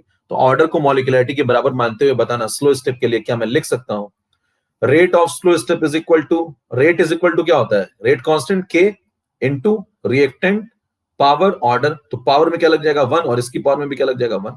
तो बताइए स्लो स्टेप को मैं अगर आगे ले जाऊं RDS मानते हुए, क्या अगली स्लाइड में लिख सकता हूं स्लो स्टेप का रेट क्या आएगा? R is equal to K2 into reactant कौन था उसमें? N2O2, पावर क्या आएगी? 1, और कौन रिएक्टेंट था? O2, पावर कितनी आएगी? 1। क्या ये बात आप पीछे देख के क्या समझ पा रहे हैं?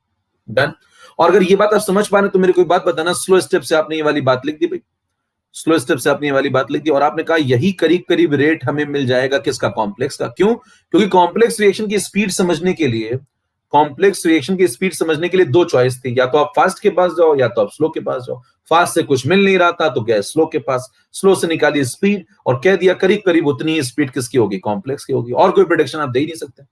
भाई और कोई प्रेडिक्शन आप दे ही नहीं सकते। तो आपने कहा कॉम्प्लेक्स की स्पीड जज करनी थी, स्लो की स्पीड निकाल ली और कहा उसी के आसपास कॉम्प्लेक्स की स्पीड होगी, और मैंने कहा यही आंसर करीब करीब कॉम्प्लेक्स रिएक्शन का होना चाहिए। आंसर में ये टिक कर देता, लेकिन इसमें एक समस्या है। आंसर में टिक कर देता, लेकिन इसमें एक समस्या है। क्या समस्या है भाई? इसमें समस्या है कि जो N2O2 वो इंटरमीडिएट है। ध्यान दीजिए, आप समस्या देखिए इसमें। N2O2 is an intermediate. अगर ये नहीं होता इंटरमीडिएट तो मैं कह देता कि जो स्लो स्टेप की स्पीड आई है करीब करीब वही कॉम्प्लेक्स की भी स्पीड हो जाएगी, और मैं कुछ बता ही नहीं सकता, तो इतना बता के मैं चलाऊंगा। लेकिन ध्यान दीजिए इसमें N2O2 क्या है? N2O2 इंटरमीडिएट है। अब देखिए इंटरमीडिएट से आपको इतनी एलर्जी क्यों है? ध्यान दीजिए इंटरमीडिएट जो होता है वो फाइनली रेट के ऊपर असर नहीं डालना चाहिए। क्यों? क्योंकि इंटरमीडिएट कौन है? जो बीच में बनता है और फिर खत्म हो जाता है, वो है इंटरमीडिएट। पहचानने के तरीके देखिए। पता मेरे को कैसे कैसे पता चला कि N2O2 इंटरमीडिएट है? देखो यहाँ पे बना, फिर यहाँ खत्म हो गया। जो बन के खत्म हो जाए वो इंटरमीडिएट। जो फाइनल रिएक्शन में कहीं ना दिखे, ना लेफ्ट में ना राइट में, वो इंटरमीडिएट। समझ पा रहे हैं? तो बताइए N2O2 क्या इंटरमीडिएट, ये आपको पता चल गया। अब इंटरमीडिएट जो होता है वो बन के खत्म हो गया भैया, तो फाइनल रेट पे असर नहीं डालना चाहिए, तो उसको हटाओ यहाँ से हटाओ, यहाँ जगह नहीं मिलनी चाहिए उसको रेट लॉ में। तो वी हैव टू एलिमिनेट या सब्स्टिट्यूट। तो आप लिखेंगे we have to substitute. Substitute का मतलब समझ रहे हैं? मतलब आप इसको हटाओगे तो क्या मतलब काट दोगे, यहां से ऐसे उठा के काट दोगे तो बैलेंस ही खराब हो जाएगा, ऑर्डर ही चेंज हो जाएगी। तो काटेंगे नहीं, सब्स्टिट्यूट करेंगे। We have to substitute intermediate. Substitute करने का तरीका ढूंढिए। मतलब ये हटेगा तो इसकी जगह आएगा कौन? बैलेंस थोड़ी बिगाड़ना है भैया। इसको सब्स्टिट्यूट करेंगे तो इसकी जगह कुछ लिखेंगे ना, तो क्या लिखेंगे वो ढूंढो। वो ढूंढने के लिए आप रिवर्सिबल रिएक्शन पे जाया करिए हमेशा। कहां जाया करिए? मैं क्या बोल रहा हूँ, फास्ट नहीं बोल रहा हूँ, क्या बोल रहा हूँ? रिवर्सिबल पे जाया करिए। रिवर्सिबल में एक होता है के फॉरवर्ड और एक होता है के बैकवर्ड। तो के फॉरवर्ड कौन है? K1। के बैकवर्ड कौन है? K-1। बराबर। रिवर्सिबल के पास जाओ, इसके पास जाओ, इसको उधर चलो, लेके जरा जरा उधर लेके चलोगे तो बताना। रिवर्सिबल को देखो, केसी आपने पढ़ा होगा जीवन में जरूर, इक्विलिब्रियम कांस्टेंट। केसी क्या होता है? के फॉरवर्ड अपॉन के बैकवर्ड। तो बताओ रिवर्सिबल वाली रिएक्शन के पास गए और उसकी मदद से हमने क्या लिखा? केसी। केसी इज इक्वल टू क्या होगा? के फॉरवर्ड अपॉन के बैकवर्ड। और बताना के फॉरवर्ड को क्या लिख सकते हैं हम लोग? K1। के बैकवर्ड को क्या लिख सकते हैं? K-1। चेक कर लो, यही तो के फॉरवर्ड है देखो, और ये के बैकवर्ड है। नाम लिख दिया, नाम में क्या रखा है? Is equal to product upon reactant. KC क्या होता है? Product upon reactant. तो बताओ प्रोडक्ट में कौन है? N2O2। पावर में कौन आएगा? 1। रिएक्टेंट में कौन है बताओ? दो लोग हैं, कौन कौन? NO और NO। इनकी पावर में क्या आएगा? 1 1। तो लिख दो यहाँ पे प्रोडक्ट अपॉन रिएक्टेंट। जरा एक बात बताना, पावर में 1 1 जो मतलब कोफिशिएंट थे वही लोग पावर में क्यों आ गए?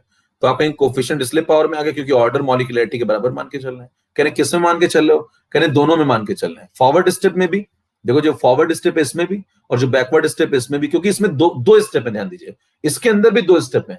इसके अंदर दो स्टेप है, एक फॉरवर्ड स्टेप और एक बैकवर्ड स्टेप। दोनों एलिमेंट्री है, दोनों एलिमेंट्री है। बताना जब फॉरवर्ड जाऊंगा तो रिएक्टेंट कौन कौन है? ये दोनों, इनका ऑर्डर मॉलिक्यूलरिटी के बराबर। जब बैकवर्ड आऊंगा तो रिएक्टेंट कौन है? ये वाला, तो इसका ऑर्डर भी मॉलिक्यूलरिटी के बराबर आएगा। फिर दोनों रेट बराबर कर दूंगा, रेट फॉरवर्ड रेट बैकवर्ड, तो इक्विलिब्रियम आ जाएगा। तो जो कोफिशिएंट थे वही पावर में आ जाएंगे। तो समझ पा रहे कोफिशिएंट पावर में क्यों आ रहे हैं?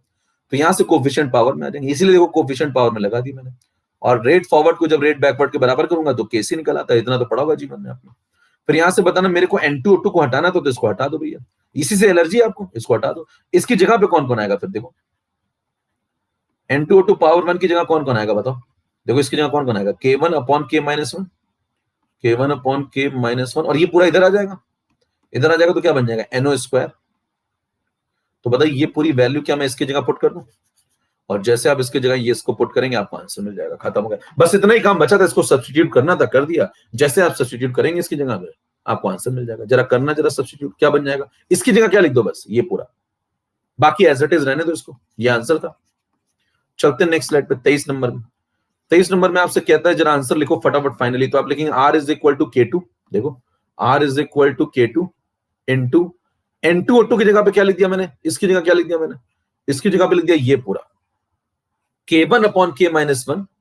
K1 upon K-1 into NO power 2, ये लिख दिया। और बताना बगल में कौन आएगा? बगल में ये आएगा O2 पावर 1। ये तो चल ही रहा है जो चल रहा है, चेक कर लो, ये आंसर आ गया। बस N2O2 को हटा करके उसकी जगह पे ये लिख दिया। तो बताइए फाइनल आंसर आ गया, इसमें कोई दिक्कत नहीं है। यही इफेक्टिव रेट लॉ है किसका? कॉम्प्लेक्स रिएक्शन का। वही निकालना था। और इसको सिस्टमैटिक थोड़ा लिख लो, तो ये ऐसे लिख लो, और ऐसे लिखने के बाद बताना ये फाइनल आंसर आ चुका है। और ये फाइनल आंसर आ चुका है तो इसको ब्लॉक में ले लीजिए। और आपसे कहता है फिर ये बताओ क्या? तो आप कहेंगे ये रेट है। किसका? फाइनली कॉम्प्लेक्स रिएक्शन का। ये क्या है? ये के इफेक्टिव है किसका? कॉम्प्लेक्स रिएक्शन का। के इफेक्टिव है किसका? कॉम्प्लेक्स रिएक्शन का। कहेंगे ये क्या है? ये ऑर्डर है, NO के रिस्पेक्ट में 2, O2 के रिस्पेक्ट में 1, ओवरऑल ऑर्डर 3। अगर पूछा जाए overall order of complex reaction तो कितनी हो जाएगी? 3। कितनों को बात समझ में आ गई? चैट इनेबल एक बार मैं कर रहा हूं, जल्दी से सब लोग बता दीजिए कितनों को बात बिल्कुल क्लियर हो गई, कितनों बात पूरी समझ में आ गई, कैसे कैसे क्या क्या स्टेप चले, क्यों किया, कैसे किया। एक बार देख लीजिए पूरा कायदे से। मैं फिर से रिपीट कर दूंगा एक बार, आप अभी तक कितनों को बात एक बार समझ, मैं फिर से बता दूंगा एक बार, पहले एक बार देख लीजिए आप शुरुआत से। ये स्लाइड थी पहली, यहां पे आ गया मैं, पढ़ लीजिए आप एक बार सब लोग पूरा पढ़ लो।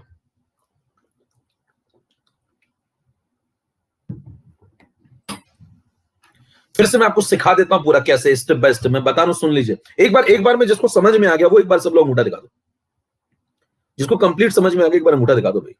फिर मैं अगली बार में, चलो ठीक, सुनो एक बार मैं और बता रहा हूं, अब की सबको आ जाएगा, अब की मतलब सबको ही आना चाहिए। सुनना जरा, फिर से मैं पूरा रिपीट कर रहा हूं, ध्यान सुन लीजिएगा, फिर से मैं पूरा रिपीट कर दे रहा हूं, एक बार ध्यान सुनिएगा सब लोग, पूरा कंसेप्ट रिपीट कर दे रहा हूं, सुन लेना ध्यान से, एकदम स्टार्टिंग से चलना, देखो एकदम स्टार्टिंग से चलना। देखो सुनो, सबसे पहले क्या कह रहा था, देखो ये दोनों मैकेनिज्म है और इनको मिला करके ये कॉम्प्लेक्स रिएक्शन बन गई लास्ट में। आपको बताना क्या था, पहले अपना सवाल समझिए, आपको के इफेक्टिव बताना था किसका? कॉम्प्लेक्स रिएक्शन का, जो कि ये फाइनली है।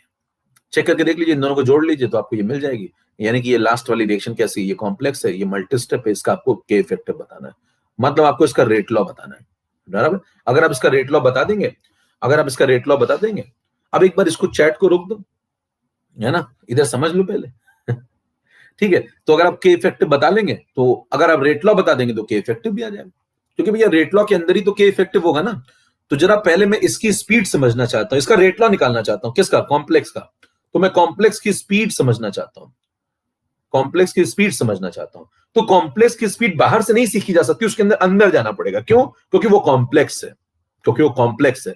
तो आप बाहर से कुछ जज नहीं कर पाएंगे क्योंकि बहुत सारे स्टेप्स हो रहे हैं। तो आप अंदर गए, आप अंदर गए, इनसे पूछा भैया मेरे को स्पीड समझनी है कॉम्प्लेक्स की, तुम लोग मदद करो मेरी। एक फास्ट स्टेप है, एक स्लो स्टेप है। फास्ट कहता है मैं तो इतनी जल्दी खत्म हो जाता हूं तुम कुछ समझ ही नहीं पाओगे, तो इससे कहते हैं तुम तो कुछ बता नहीं पाओगे, तुम बैठो आराम करो।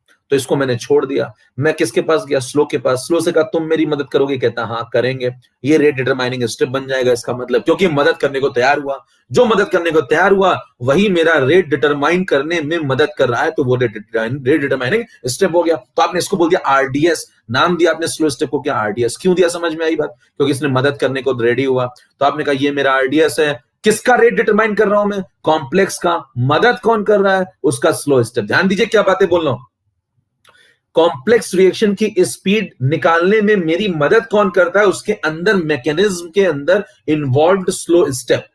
डन, ठीक। तो मैंने स्लो को पकड़ा और स्लो को पकड़ करके मैंने ये लिख दिया, देखो स्लो को मैंने पकड़ा और ये लिख दिया, देखो स्लो को पकड़ो, K2 into N2 to power 1 into O2 power 1। क्यों पावर 1 लगा दी? क्योंकि ऑर्डर मॉलिक्यूलरिटी के बराबर है। क्यों? क्योंकि ये एलिमेंट्री स्टेप है और एलिमेंट्री में आपने पढ़ा था कि ऑर्डर मॉलिक्यूलरिटी के बराबर होती है। तो मैंने कहा ये लो 1, ये लो 1, यही ऑर्डर हो जाएगी और ये लिख दिया। मैंने कहा ये जो स्पीड आई है ये स्लो स्टेप की स्पीड है, यस, और यही स्पीड करीब करीब कॉम्प्लेक्स की भी होगी, यस, क्योंकि फास्ट स्टेप से कुछ पता ही नहीं चलना। तो आप कहेंगे करीब करीब यही स्पीड कॉम्प्लेक्स की भी होगी।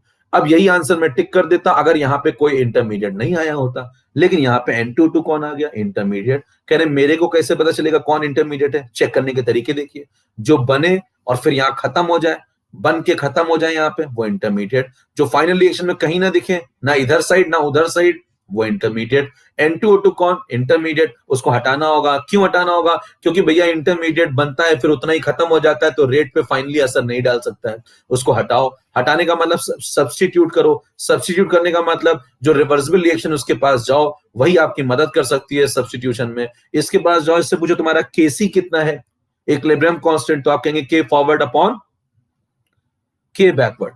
Kc कितना है? K forward upon K backward. तो आपने कहा Kc है K forward upon K backward, तो आपने लिखा ये K forward upon K backward, यानी कि K1 अपॉन K माइनस 1। देखो K forward upon K backward is equal to product upon reactant. देखो प्रोडक्ट में क्या? N2O2 रिएक्टेंट में क्या? NO1 तो लिख दिया मैंने N2O2 NO1 product upon reactant. कोई पूछे ऑर्डर ये मॉलिक्यूलरिटी के बराबर मानते हुए लिखा है? कह रहे हाँ देखो फॉरवर्ड में भी ऑर्डर मॉलिक्युलरिटी के बराबर, बैकवर्ड में भी ऑर्डर मॉलिक्युलरिटी के बराबर। कोई आपसे पूछे रिवर्सिबल रिएक्शन कैसी रिएक्शन होती है, तो कहेंगे रिवर्सिबल रिएक्शन अपने आप में कॉम्प्लेक्स रिएक्शन है, और रिवर्सिबल रिएक्शन में 2 एलिमेंट्री स्टेप होते हैं। ध्यान सुनिएगा मैं क्या बातें बोल रहा हूं। कोई पूछे भैया ये बताओ मेरे को एक बात, ये जो नीचे लिखे हो रिवर्सिबल रिएक्शन, ये कैसी रिएक्शन है जो लिख के बैठे हो यहाँ पे, तो आप उससे कहेंगे ये कैसी रिएक्शन है, ये भी अपने आप में कॉम्प्लेक्स रिएक्शन है। ध्यान दीजिए, जो रिवर्सिबल रिएक्शन होती है वो भी क्या होती है। अगर आपसे कोई पूछे ये रिवर्सिबल, आप लगा के बैठे हो ना, एक सवाल अगर कोई पूछ ले ढंग का, तो अगर कंसेप्ट नहीं क्लियर होंगे तो फिर आपको मुंह छिपाना पड़ेगा।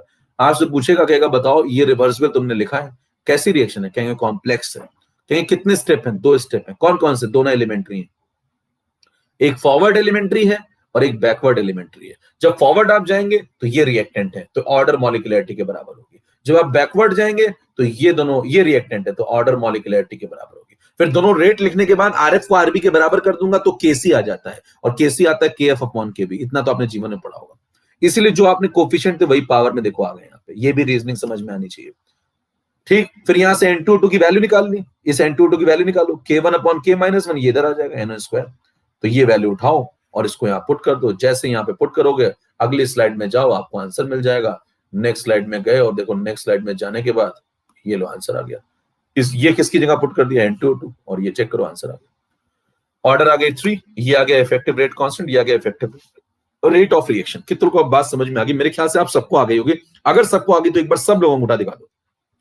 और अब जिसको नहीं आई ना, मान लीजिए अगर अब भी आपको नहीं आई तो इसका आपका टीवी खराब है। यकीन मानिए आपका टीवी खराब है। अब आपको जिंदगी में धरती पे कोई भी आदमी ये कंसेप्ट नहीं सिखा सकता। मैं आपको यकीन के साथ बता रहा हूं, ये आप छोड़ दीजिएगा कंसेप्ट, मत पढ़िएगा आज के बाद, क्योंकि आपको कोई नहीं सिखा सकता।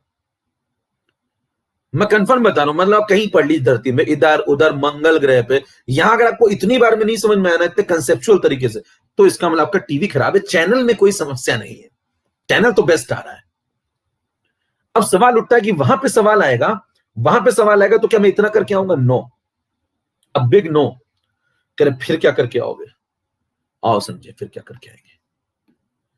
टीवी खराब है, कंफर्म बात है, सत्य को स्वीकारिए। देखिए, अगर आपको 2 बार में कंसेप्चुअल बात ये बता चुका हूं बिल्कुल, और आपको दोनों बार में बिल्कुल नहीं समझ में आई, तो भैया खराब है ना टीवी, क्या करें उसमें?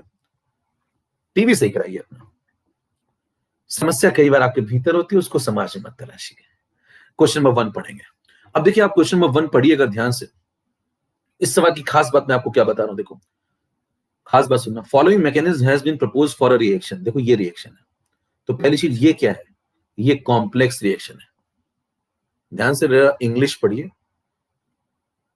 Following mechanism has been proposed for a reaction this, इसकी बात हो रही है, ये रिएक्शन की बात हो रही है। ये क्या उसके नीचे, ये उसकी मैकेनिज्म है। देखो ये उसकी मैकेनिज्म है, ये मैकेनिज्म है जो हरे से लिखी है। समझ में आ रही बात? फिर आपसे कहता है कि मेरे को बताओ, नीचे मैकेनिज्म लिखी, ऊपर फाइनल कॉम्प्लेक्स रिएक्शन लिखी है, जरा मेरे को बताओ कि जो कॉम्प्लेक्स रिएक्शन लिखी है इसका रेट एक्सप्रेशन या रेट लॉ कैसे लिखोगे? ठीक, 4 ऑप्शन देखो इसमें, देखो हर जगह के कर दिया उसने। अच्छा, पिछले वाले का आंसर आप निकाल लेंगे? फिर तो पिछले वाले का आंसर तो निकालो। ये देखो के इफेक्टिव है K2 K1 अपॉन K-1, तो आंसर क्या आएगा? सवाल तो देख लो, K2 K1 अपॉन K-1, ये पूछा गया था, इफेक्टिव रेट कांस्टेंट। इसकी जगह पे देखो, अब जो सस्ता वाला सवाल आया है, सस्ता वाला जो सवाल है उसमें देखो हर जगह के कर दिया। इसका मतलब वो के इफेक्टिव की जगह कुछ अंदर क्या वो जानना ही नहीं चाहता, वो अंदर क्या वो जानना नहीं चाहता। देखो अंदर क्या वो जानना नहीं चाहता, वो लिख देता के। तो बताइए, आप बताओगे क्यों? तो ऐसे सवालों में सिर्फ क्या पूछी जाती है? Power, order. तो अगर आप ऑर्डर निकालना सीख लें जल्दी जल्दी तो क्या आपका काम बन जाएगा? अगर आप ऑर्डर निकालना सीख लें तो आपका काम बन जाएगा। तो मैं आपको क्या सिखाता हूं, जैसे ये वाला जो क्वेश्चन आया था, इसमें अगर मान लो चारों ऑप्शन में के की जगह में के इफेक्टिव लिख दूं केवल, और ऑर्डर पूछूं आपसे, तो कैसे निकालेंगे जरा सुनना। पहले मैं स्लो को पकड़ूंगा, जरा जे सुनना जरा इसी सवाल का पहले, फिर उस पर आते हैं। पहले सबसे मैं स्लो को पकड़ूंगा। स्लो में बताना क्या लिखूंगा? 1 और 1, N2O2 1 O2 1। देखो ये स्लो है, इससे कहूंगा स्लो जो है वो रेट डिटरमाइनिंग स्टेप है, और इसको देखते हुए आर प्रोपोर्शनल लिखूंगा। इक्वल नहीं, इक्वल क्यों नहीं? क्योंकि कांस्टेंट में वो इंटरेस्टेड ही नहीं है, तो मैं क्यों भैया इंटरेस्टेड हो जाऊं? ऐसे लिख के निकल लूंगा। 4 ऑप्शन दिए होंगे, पावर देख लूंगा बाद में। बताना N2O2 पावर 1 O2 पावर 1 कहां से लिखा? यहां से, स्लो स्टेप से। फिर क्या करूंगा? फिर जाऊंगा रिवर्सिबल के पास। रिवर्सिबल के पास जाऊंगा तो ये देखो रिवर्सिबल है ऊपर वाली, 1NO 1NO 1N2O2। अब सुनना ध्यान से, रिवर्सिबल के पास गया 1NO 1NO 1N2O2। क्यों गया रिवर्सिबल के पास? क्योंकि मुझे हटाना है किसको? इसको। इसको हटाने के लिए क्या करो, देखो रिवर्सिबल में लेफ्ट साइड और राइट साइड दोनों बैलेंस होती है। तो लेफ्ट साइड में क्या क्या चल रहा है, देखो NO पावर 1 NO पावर 1, जब आप रेट लॉ लिखोगे तो मल्टीप्लाई तो करोगे ना यहाँ, और राइट साइड में कौन बैलेंस कर रहा है उसको, N2O2 1। तो जरा मेरे को बताना, अगर मैं N2O2 1 को हटा के फेंकूं तो उसकी जगह क्या लिखूंगा, NO स्क्वायर। तो N2O2 1 को यहां से हटा के फेंक दो, इसकी जगह क्या लिख दो, NO स्क्वायर। चेक करो आंसर आ चुका है, चेक करो आंसर आ चुका है। ये इफेक्टिव रेट लॉ के आंसर आएगा। और बताना पावर कितनी आएगी, 2, और इसकी पावर कितनी आएगी, 1। ऑर्डर कोई पूछेगा तो ऑर्डर ओवरऑल क्या टिक कर देंगे, 3। NO के रिस्पेक्ट में 2, O2 के रिस्पेक्ट में 1। ये आंसर आ चुका है। कितनों को समझ में आ गई बात, चैट इनेबल कर रहा हूं एक बार, समझ में आ गई बात। अगर वो भैया ऑर्डर भी इंटरेस्टेड तो खत्म हो गया ना, तो सीधे सवाल खत्म हो गया। मैं क्यों के करूं, तुम के अंदर क्या पूछते ही नहीं, तो मैं बताऊं कि तुम्हें फालतू में, सीधे खत्म सवाल। बस क्या किया बताओ, सबसे पहले किसको पकड़ा, स्लो को। स्लो से क्या लिखा, N2O2 1 O2 1। फिर N2O2 को हटाने के लिए कहां गए, रिवर्सिबल के पास। रिवर्सिबल में राइट साइड और लेफ्ट साइड बैलेंस होती है, तो लेफ्ट में लिख दिया NO1 NO1, ये दोनों मल्टीप्लाई हो जाएंगे दोनों। और राइट में क्या है, N2O2 1। N2O2 1 को उठा के हटा दिया, इसकी जगह ये लिख दिया, खत्म हो गया, बैलेंस मामला खत्म। एक लाइन में सवाल खत्म हो गया क्या। इधर आ जाइए, बताइए इसमें इंटरमीडिएट आया था इसलिए उसको हटाया था, अगर इंटरमीडिएट आता ही नहीं तो हटाते ही नहीं। जरा ये वाला सवाल करके दिखाना फटाफट, फिर मैं पोल शुरू करना इसके लिए पोल शुरू करना फटाफट। सवाल पढ़ लीजिए ध्यान से, पोल शुरू करो। लो भाई,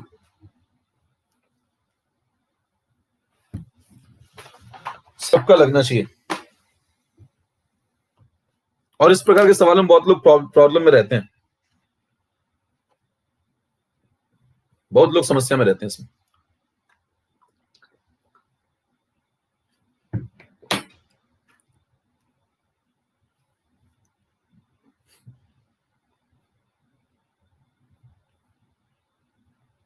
क्या करेंगे, देखो 48% का सही हुआ है। शेयर लीडर बोर्ड, गायब हो गया लीडर बोर्ड, क्या चर्चित मोहित अमन।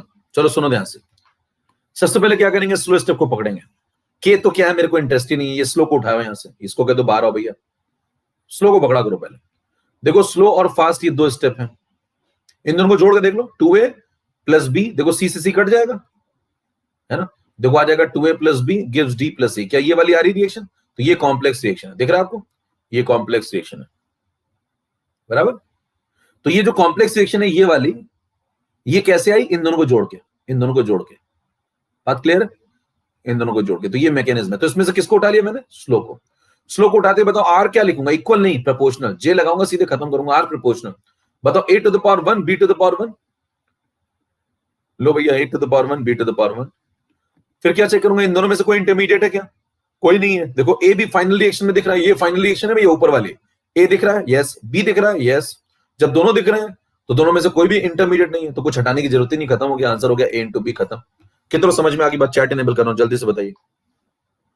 क्या क्वेश्चन खत्म, एक लाइन के अंदर कुछ नहीं करना था इस सवाल में, आंसर हो गया। सेकंड, नेक्स्ट पे चलते हैं और लगाते हैं जरा। क्वेश्चन नंबर 2 पढ़िए, क्वेश्चन नंबर 2 पढ़िए, फटाफट निपटाते हैं जे से, अब ज्यादा टाइम नहीं लगाएंगे हम लोग, फटाफट क्वेश्चन नंबर 2 पढ़िए। और इस बार मैं पोलिंग शुरू कर रहा हूं आपके लिए, ये लीजिए पोल स्टार्ट, लगाइए फटाफट।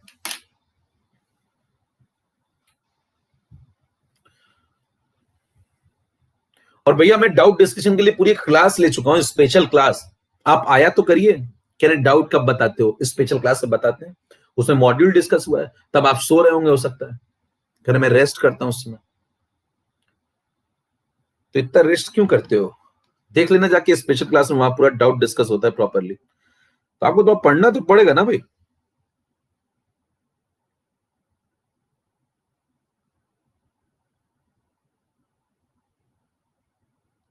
चलो लीडर बोर्ड आ गया, लो भैया, कह रहे उसको लेडर बोर्ड बोलते हैं, लो लीडर बोर्ड है भैया ये, कितने लेडर बोर्ड पे आ गया आंसर है एक ठीक है, सुनो ध्यान से, लैडर नहीं है भैया। चलो सुनो, अब देखो क्या करेंगे, सबसे पहले पढ़ने वाले पढ़ाई सब बोलते हैं, देखो ये चल रहा है A to B to 2AB, follow the mechanism as given below. देखिए ये मैकेनिज्म है साहब। सबसे पहले किसको पकड़ूंगा, स्लो को। ये देखो स्लो, इसको बाहर निकालो, क्या लिखे, जे लगाओ सीधे, ये देखो लिखा हुआ है। आर प्रोपोर्शनल लिखूंगा या आर इक्वल लिखूंगा? प्रोपोर्शनल। इक्वल लिखता ही नहीं मैं कभी, वो पूछता ही नहीं, मैं क्यों लिखूं फालतू में। ए के ऊपर क्या लगाऊंगा? वन। बी के ऊपर क्या लगाऊंगा? बी2 के ऊपर क्या लगाऊंगा? वन। देखो, ए के ऊपर वन, बी2 के ऊपर वन। कोई पूछे ऐसा क्यों? क्या कहेंगे? भैया ऑर्डर मॉलिक्यूलरिटी के बराबर एलिमेंट्री रिएक्शन। ये हो गया स्लो। इतना डन। फिर बताना ए और बी2 में कोई इंटरमीडिएट है क्या? चेक करो इस रिएक्शन में कौन दिख रहा है। ए नजर आ रहा है कहीं? ए नजर आ रहा है क्या? ये दिख रहा है। अरे ये A2 है, ए नहीं है, तो ए इंटरमीडिएट है, इसको हटाना होगा। देखो B2 आ रहा है या नजर? यस, B2 आ रहा है। B2 में कोई दिक्कत नहीं है। तो बताओ किसको हटाना है? ए को। समझ में आई बात? अब ए को हटाने के लिए किसके पास जाओगे? फास्ट तो दो स्टेप है, मैंने आपको क्या बोला था? रिवर्सिबल के पास जाया करो। फास्ट तो दो है, मैंने क्या बोला था? रिवर्सिबल के पास जाया करो। रिवर्सिबल वाली को बाहर निकालो। तो बताओ रिवर्सिबल वाली में A2 के ऊपर इधर कौन लगा हुआ? देखो कोफिशिएंट कितना लगा हुआ? वन। तो वन लगा दो। और इसको बैलेंस कौन कर रहा है? देखो इधर दो लोग हैं क्या? A1 देखो A1 तो क्या हो जाएगा? ए स्क्वायर। देखो इधर क्या हो जाएगा? ए स्क्वायर। तो इधर लिख दो A × A यानी कि ए स्क्वायर। तो बताइए ए स्क्वायर को बैलेंस कर रहा है A21। हमें क्या चाहिए? हमें किसको उठाना है? देखिए जिसको उठाना है पहले उसको उस फॉर्मेट में लाया जाता है। ये उठाने के तरीके, आप किसी को उठाने वाले हैं है ना, तो मान लो उसके साथ मान लो सूटकेस लेके खड़ा है वो, तो पहले सूटकेस फेंक दोगे, उसको उठा लाओगे। दोनों को लाओगे तो टाइम लगेगा, तो पहले इसको इस लायक बनाओ, उठाने लायक। हमें चाहिए A1, यहाँ A2 है। क्या अंडर रूट ले ले? अंडर रूट ले ले। तो अंडर रूट लेंगे तो क्या बन जाएगा बताओ? 2/2। और यहाँ पे क्या हो जाएगा? 1/2। हेलो, तो बताना 2/2 क्या हो जाएगा? 1। तो यहाँ लिख दिया A पावर 1। और बताना इधर क्या आ जाएगा? इधर आ जाएगा देखो A2 पावर हाफ। तो क्या उठाने लायक बिल्कुल मामला हो गया। अब बताओ A पावर 1 की जगह पे क्या लिख सकते हैं? A2 पावर हाफ लिख दो। देखो A पावर 1 यहाँ पे, इसकी जगह क्या लिख दो? A2 power half. खत्म, आंसर आ गया। A2 power half, B2 power 1। और देखो वो आ गया रेट प्रोपोर्शनल टू। देखो ऑर्डर कितनी आगे भैया? फिर इसके रिस्पेक्ट में कितनी? 1/2, इसके रिस्पेक्ट में 1। दोनों को जोड़ दो, कितनी होगी? 1/2 + 1 यानी कि 3/2। इसी को 1.5 भी बोलते हैं। करिए, पहली बार पता चला मुझे। कितने लोग समझ में आ गया क्वेश्चन? हेलो, चलें अगला करें, फिर लैडर करेंगे।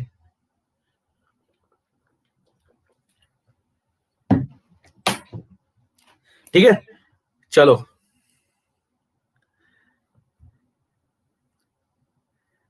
तो डालो कीबोर्ड अगर मौज आ रही तो कीबोर्ड तोड़ो यार अगर मौज आ रही। देखो इसमें पेन नहीं चलना चाहिए। अब मैं जब सवाल लगाता हूं तो पेन ही नहीं चलाता हूं। देखो बिना पेन चलाए। कैसे बिना पेन चला? सुनना, एकदम यहां पे हवा में, देखो यहां में स्लो को पकड़ूंगा। देखो और तेज करते हैं। देखो स्लो को पकड़ा, ए के ऊपर क्या लिखा है? 1। B2 के ऊपर क्या लिखा है? 1। तो लिख दो 1 और 1 ऐसे। फिर बताना ए जो है इंटरमीडिएट है, इसको हटाऊंगा। देखो A1 B2 1, तो ए को हटाऊंगा क्योंकि यहां दिख नहीं रहा। अब ए को हटाने के लिए यहां जाओ, देखो A स्क्वायर है यहां, और इधर क्या है? इधर 1 है। तो इधर 2 आया तो इधर 1 आया, इधर 1 आएगा तो इधर हाफ आएगा। तो इस 1 की जगह बाद में क्या हो जाएगा? हाफ, और इधर 1 रहेगा। जोड़ दो, आंसर आ गया 3/2। देखिए जिसका चलता है वो खटाखट करता है, और नहीं चलता तो फिर जीवन बहुत कठिन है। देखिए मैं फिर से आपको बता देता हूं क्या किया। अगर आपका दिमाग चलता तो एक लाइन का ही सवाल था ये, एक लाइन से ऊपर कोई सवाल नहीं था। देखो ये हटा दिया सब मैंने, फिर सुन लेना। बस क्या किया? देखो स्लो को पकड़ा, कोफिशिएंट 1, कोफिशिएंट 1। मेरे को ऑर्डर चाहिए ना, तो मैं किसके ऊपर लगी उससे क्या मतलब है? 1 लिखा, 1 लिखा। देखना, सुनना है, जे एडवांस सुनना, एक लाइन का सवाल, जे एडवांस। देखो 1 लिखा ये वाला, 1 लिखा ये वाला, लिख दिया। ये वाला 1 यहां आ गया, और ये वाला 1 यहां आ गया। फिर इस वाले 1 को हटाऊंगा, क्यों? क्योंकि ए हटाना है। ए क्यों हटाना है? क्योंकि यहां दिख नहीं रहा। अब ए हटाने के लिए यहां जाओ, यहां क्या है? ए स्क्वायर। तो यहां क्या है? A2 1। तो जब A1 आएगा यहां 1 आएगा, तो यहां क्या आएगा? हाफ। तो इस 1 की जगह कौन आ जाएगा बताओ? हाफ। पावर हाफ आ जाएगी। हाफ + 1 3/2। खत्म हुए बात। कि तो समझ में आ गई बात। सैमसंग का टीवी काम कर रहा है क्या भैया? हेलो, तोड़िए कीबोर्ड अगर मौज आ रही तो। क्वेश्चन नंबर 3 लगाएंगे बिना पेन चलाए।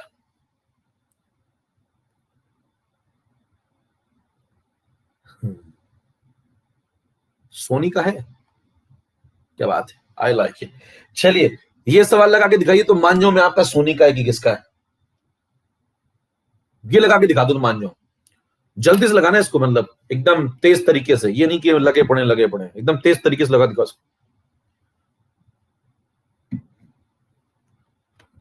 खटखट खटखट लगा के दिखाना इसको जल्दी से।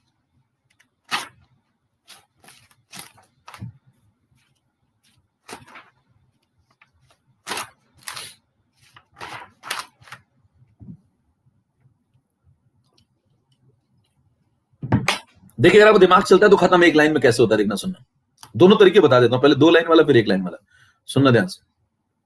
पहला आपसे कहता किसको पकड़ूंगा, स्लो को, अंडरलाइन कर लिया करो। देखो ये फाइनल रिएक्शन है भैया, स्लो को पकड़ो, O1 O3 1, देखो लिख दो, R प्रोपोर्शनल टू स्लो को पकड़ा, O1 O3 1, प्लस माइनस जो भी लिख दो, प्लस है तो प्लस लिख दो, साइन भी लिख लो कायदे से।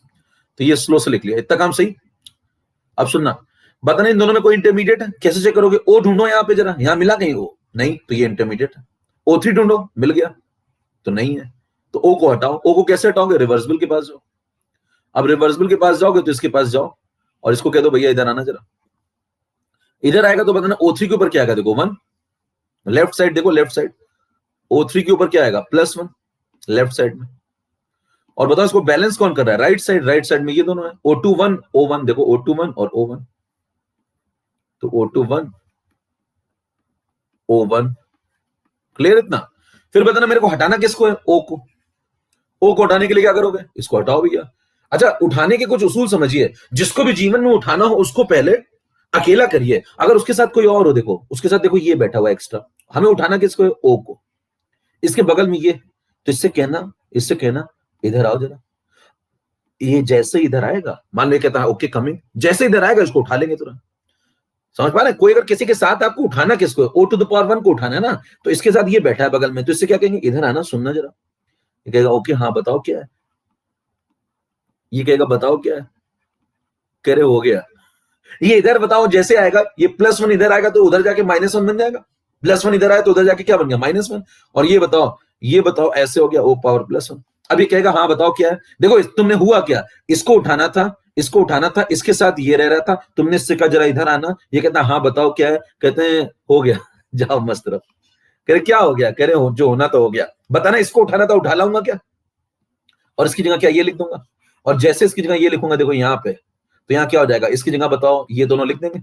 O3 कितना लिख दोगे बताओ, +1, और O2 कितना लिख दोगे, -1, और ये पहले से, जो पहले से वो तो है ये पहले से, O3+1।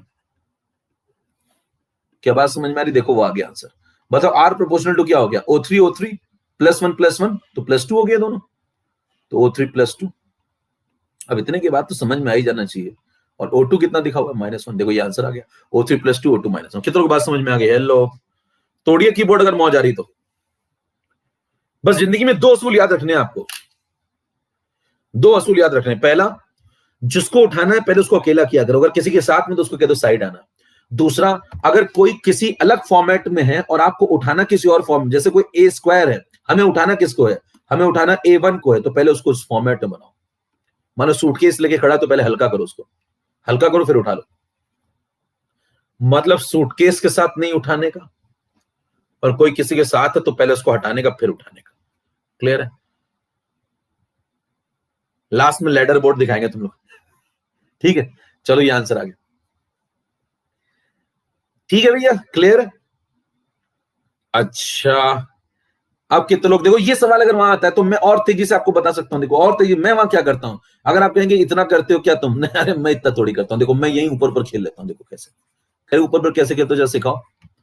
यार देखो मेरे सामने आप ये सवाल फेंक के मारोगे ना, तो मैं आपके सामने सीधे आंसर फेंक के मारूंगा, मेरे पास जे एडवांस है, जरा सुनना जे एडवांस क्या कहता है। सबसे पहले स्लो को पकड़ूंगा, देखना सुनना ध्यान से, स्लो को पकड़ूंगा, O1 O3 1, तो लिख दूंगा O1 O3 1, इतना लिख दूंगा। प्रपोर्शनल क्या लगाना, लगा लो, बहुत इच्छा कर रही तो रेट लिख लो, यहाँ पे बहुत मन कर रहा लो।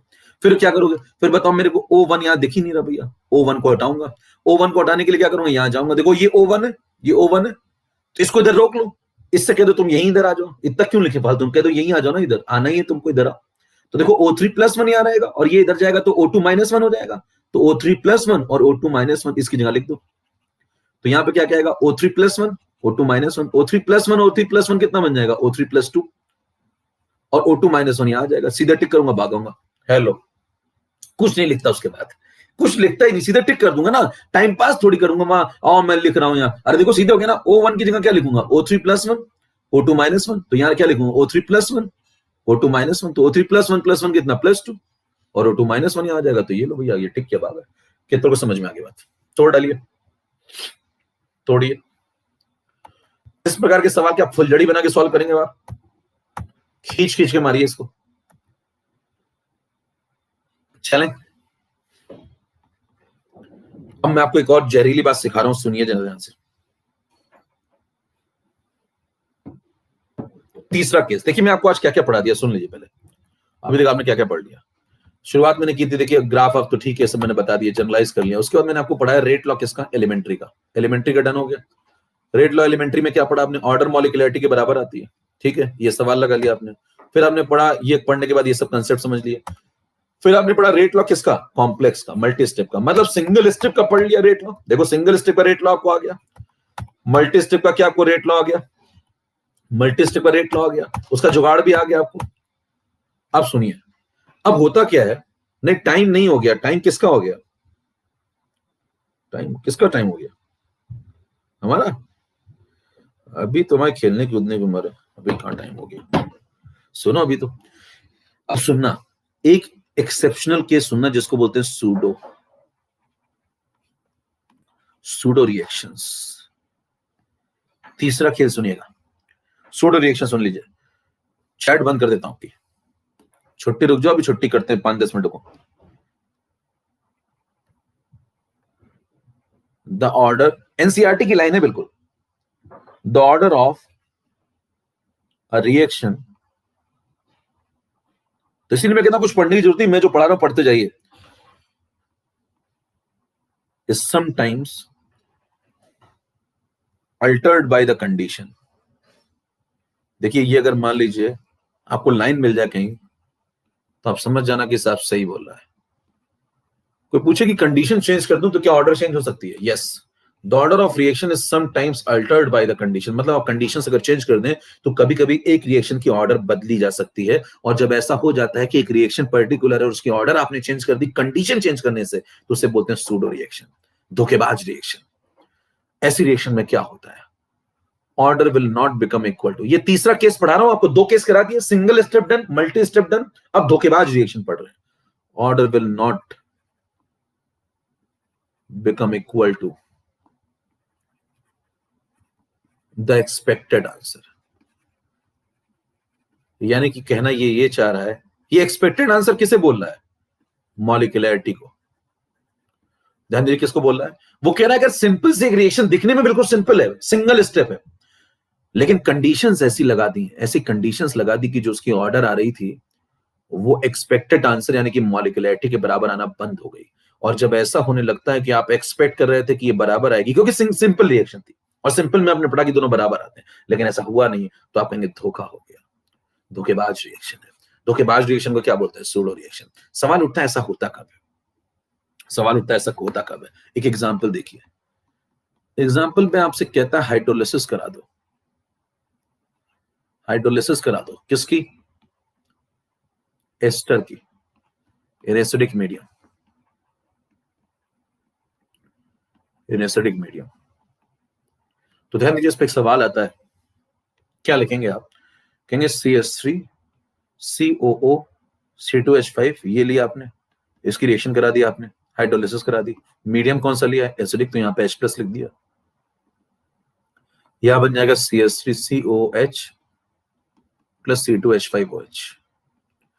अब जो ध्यान सुनिएगा, डेटा जब वो यहां पे लेगा, अगर मान लो आप इसका कुछ मोल लें और इसका कुछ, देखो हाइड्रोलिसिस वर्ड जब लिखा है तो जनरली हाइड्रोलिसिस वर्ड में क्या बात करते हैं आप, कि वाटर एक्सेस में होगा, वाटर किस में होगा, एक्सेस में। तो अगर आप वाटर एक्सेस में लेते हैं, मान लीजिए आपने इसके 10 मोल ले लिया और इसके 0.01, बिल्कुल एनसीईआरटी की लाइंस हैं, आप सुनिएगा ध्यान से, इसके 0.01 मोल है, इसके 10 मोल ले लिया, इसके 0 मोल थे, इसके 0 मोल थे, तो बताना क्या ये एक्सेस में, अगर ये एक्सेस में तो बताना अगर ये खत्म भी हो गया पूरा 0.01 में से 0.01, तो क्या 10 में से 0.01 जाएगा तो बहुत सारा बच जाएगा, 9.99 बच जाएगा। तो क्या इसका 9.99 अगर बचेगा तो क्या रिएक्शन के रेट पे बहुत फर्क पड़ जाएगा। देखो 10 में से 0.01 चला गया, ये 0.01 में से 0.01 चला गया, ये 0.01 बन गया, ये 0.01 बन गया, mole concept, T is equal to 0, T is equal to T1। जरा बताइए अगर ऐसा है तो ये आदमी क्या 10 में से बहुत कम खत्म हुआ, और था बहुत ज्यादा, उसमें से खत्म ये सिग्निफिकेंट थोड़ा सा हुआ, लेकिन उससे कोई फर्क ही नहीं पड़ा। क्या अभी भी ये 9.99 है, क्या अभी भी एक्सेस में। और जो व्यक्ति इतना एक्सेस में होता है उसका कंसंट्रेशन चेंज नहीं होता। ध्यान दीजिए क्या बोल रहा हूं मैं, जो व्यक्ति इतना एक्सेस में है, क्योंकि उसके मोल लगभग कांस्टेंट है। तो बताइए कंसंट्रेशन क्या चीज होती है, कंसंट्रेशन होता क्या है, कंसंट्रेशन होता है mole upon volume. Mole upon volume. Mole बताइए लगभग लगभग कांस्टेंट ही तो है, 9.99 और 10 लगभग लगभग बराबर ही तो है, तो आप क्या बोलेंगे H2O का कंसंट्रेशन क्या होगा। अच्छा वॉल्यूम में क्या परिवर्तन आएगा, थोड़ा बहुत, क्यों, क्योंकि बताना थोड़ा बहुत ये कंज्यूम हो रहे हैं तो इसका भी वॉल्यूम होगा, इसका भी वॉल्यूम होगा, ये दोनों जो बने इनका भी वॉल्यूम बना होगा, तो कुछ कुछ वॉल्यूम में थोड़ा बहुत चेंज होगा, माइन्यूट चेंज। लेकिन मोल में ना के बराबर चेंज, वॉल्यूम में भी ना के बराबर चेंज, तो बताइए क्या कहेंगे आप। और मोल इतने ज्यादा थे कि वॉल्यूम में हल्का फुल्का चेंज हुआ भी होगा, उससे कोई फर्क ही नहीं पड़ेगा, तो आप क्या बोलेंगे ऑलमोस्ट कांस्टेंट। H2O का कंसंट्रेशन कितना होगा, ऑलमोस्ट कांस्टेंट। क्यों, क्योंकि उसके मोल इतने ज्यादा थे, इतने सारे मोल थे, मान लीजिए 50 मोल 100 मोल, इतने मोल थे, उसमें जरा से खत्म हो गए, तो क्या होगा, मोल लगभग लगभग उतने ही है और वॉल्यूम में हल्का सा चेंज हुआ है, तो बताइए मोलैरिटी में कोई खास फर्क पड़ने वाला नहीं है, तो आप क्या बोलेंगे H2O का जो कंसंट्रेशन है वो कैसा है, H2O का जो कंसंट्रेशन है वो लगभग लगभग कांस्टेंट। जरा कंसेप्ट सुनिएगा ध्यान से, H2O का कंसंट्रेशन लगभग लगभग कांस्टेंट है, यानी कि होता कितना अच्छा है H2O का, होता कितना है 55.55 मोलर होता है। अगर आपने मोल कंसेप्ट थोड़ा सा पढ़ा होगा तो बताइए प्योर वाटर का कितना होता है 55.55, करीब करीब उतना ही अभी भी होगा, ये करीब करीब। क्यों, क्योंकि एक मोल पानी अगर आप लेते हैं, अगर आप कंसंट्रेशन निकालते हैं मान लीजिए, तो एक मोल मान लो पानी लेते हैं तो उसका वॉल्यूम नीचे लगा देंगे, है ना, एक मोल का मतलब आप निकाल लेंगे, या कोई भी आप पानी का एक अमाउंट ले लीजिए, कोई भी अमाउंट ले लीजिए, तो पानी का कंसंट्रेशन कंसंट्रेशन तो इंटेंसिव है, कोई भी अमाउंट ले लीजिए, यही आंसर आएगा, ठीक है, डी इंटू 1000 अपॉन मोलैरिटी से निकाल लो। अब मेरे को एक बात बताना, अगर इसका कंसंट्रेशन लगभग लगभग कांस्टेंट है, लगभग लगभग कांस्टेंट, मैं क्या बोल रहा हूं ध्यान सुनिए, ओवरऑल बिल्कुल कांस्टेंट नहीं है, लगभग लगभग कांस्टेंट है, तो आप बोलेंगे इसको देखिए सिंपल रिएक्शन लग रही, कैसी लग रही, देखने में तुम सिंपल लगती हो, देखने में सिंपल लगती हो, तो मैं देखने में सिंपल लगती तो मैं धोखा खा गया, मैंने कहा देखने में सिंपल लगती थी, देखने में सिंपल लगती थी, मैंने बोल दिया एलिमेंट्री लगती थी, लगती तो एलिमेंट्री थी, सिंपल लगती थी, देखने में सिंपल लगती थी, मैंने कहा ऑर्डर मॉलिक्यूलरिटी के बराबर आना चाहिए। हेलो जरा ध्यान सुनिए, टाइम 2 मिनट रोक दीजिए, ऐसा कंसेप्ट बता रहा हूं कि आप इधर उधर गिरते मिलेंगे। ऑर्डर बताना मॉलिक्यूलरिटी के बराबर सोच के मैं गया, और मैंने कहा कि साहब इसमें ऐसा मुझे लगता है कि देखने में ये भी सिंपल लगती है, तो ऑर्डर इसकी मॉलिक्यूलरिटी के बराबर, तो मैंने कहा इसका कोफिशिएंट 1 है, इसका कोफिशिएंट 1 है, तो मैंने कहा यही इनकी ऑर्डर हो जानी चाहिए, यही इनकी ऑर्डर हो जानी चाहिए, तो मैंने इसको सिंपल मानते हुए कहा, मैंने इसको सिंपल मानते हुए कहा R is equal to K into CH3COO C2H5 power 1, और फिर मैंने कहा पानी पावर 1, देखने में सिंपल लगती थी, मैंने ये बोल दिया, लेकिन बाद में पता चला कि साहब ये तो एक्सेस में है, जब बाद में पता चला ये एक्सेस में हाइड्रोलिसिस हो रही है, पानी बहुत सारा है, पानी बहुत सारा है, तो मैंने कहा पानी की मोल तो लगभग लगभग चेंज ना के बराबर है, तो क्या ये ऑलमोस्ट कांस्टेंट है, और बताना अगर ये ऑलमोस्ट कांस्टेंट है और ये लगभग लगभग 55.55 मोलर के बराबर ही है, तो बताइए क्या ये वैल्यू कांस्टेंट हो गई। इस कांस्टेंट ने इस कांस्टेंट से कहा कि मैं भी कांस्टेंट तुम भी कांस्टेंट, मैं भी कांस्टेंट तुम भी कांस्टेंट, तो क्यों ना हम लोग मल्टीप्लाई होकर एक नया कांस्टेंट बना लेते हैं, तो K इंटू H2O को नाम दे दिया गया K dash, K into H2O को नाम क्या दे दिया गया K डैश, और कहा गया नया कांस्टेंट आ गया मार्केट में K डैश, तो बताइए इन दोनों की जगह पे क्या आ जाएगा K डैश, और आंसर क्या आ गया R इज इक्वल टू आ गया K डैश इंटू ईस्टर टू द पावर 1। हेलो, तो बताइए सोच के क्या गए थे, सोच के आप गए थे कि साहब आपको ऑर्डर कितनी मिलेगी 2, देखो आप गए थे ऑर्डर कितनी मिलेगी 2, लेकिन क्योंकि ये कांस्टेंट हो गया तो ये इसके अंदर आ गया, कांस्टेंट के अंदर ऑर्डर क्या आ गई 1, ऑर्डर क्या आ गई 1, तो बताइए फाइनली जो आपको रेट लॉ मिला वो ये मिला, ये इफेक्टिव रेट लॉ है, ये नया रेट लॉ है। बताइए तो ऑर्डर कितनी टिक करेंगे आप, 2 या 1, तो आप टिक करेंगे ऑर्डर 1 है, ऑर्डर 1 है। मैंने सोचा था वो ऑर्डर 2 देगी, उसने ऑर्डर 1 दे दी, धोखा हो गया क्या, धोखा क्यों हो गया, ध्यान दीजिए धोखा क्यों हुआ, पानी, अच्छा इसको ऐसे भी समझा सकते हैं, R इज इक्वल टू, अगर आप लिख दें इसके आगे K डैश इंटू, देखो K डैश के अंदर कौन छिप गया, पानी का कंसंट्रेशन, वो तो कांस्टेंट हो गया, तो एक बात बताइए इसको कोई चाहे तो ऐसे भी लिख दे, कुछ लोग इसको ऐसे समझा देते हैं C2H5 पावर 1, और बताओ H2O की पावर फिर क्या लग गई, इसका मतलब 0, यानी कि पानी इतना ज्यादा था कि उसकी वजह से रेट के ऊपर कोई नेट में इफेक्ट हुआ ही नहीं, तो आप सोच के क्या गए थे, दोनों के ऊपर पावर क्या लगेगी 1 1, लेकिन इसके ऊपर पावर क्या आ गई 0, ऑर्डर क्या सोच के गए थे 2, मिली कितनी 1, इसका मतलब जो मैंने सोचा था वो नहीं मिला, वो धोखेबाज निकली।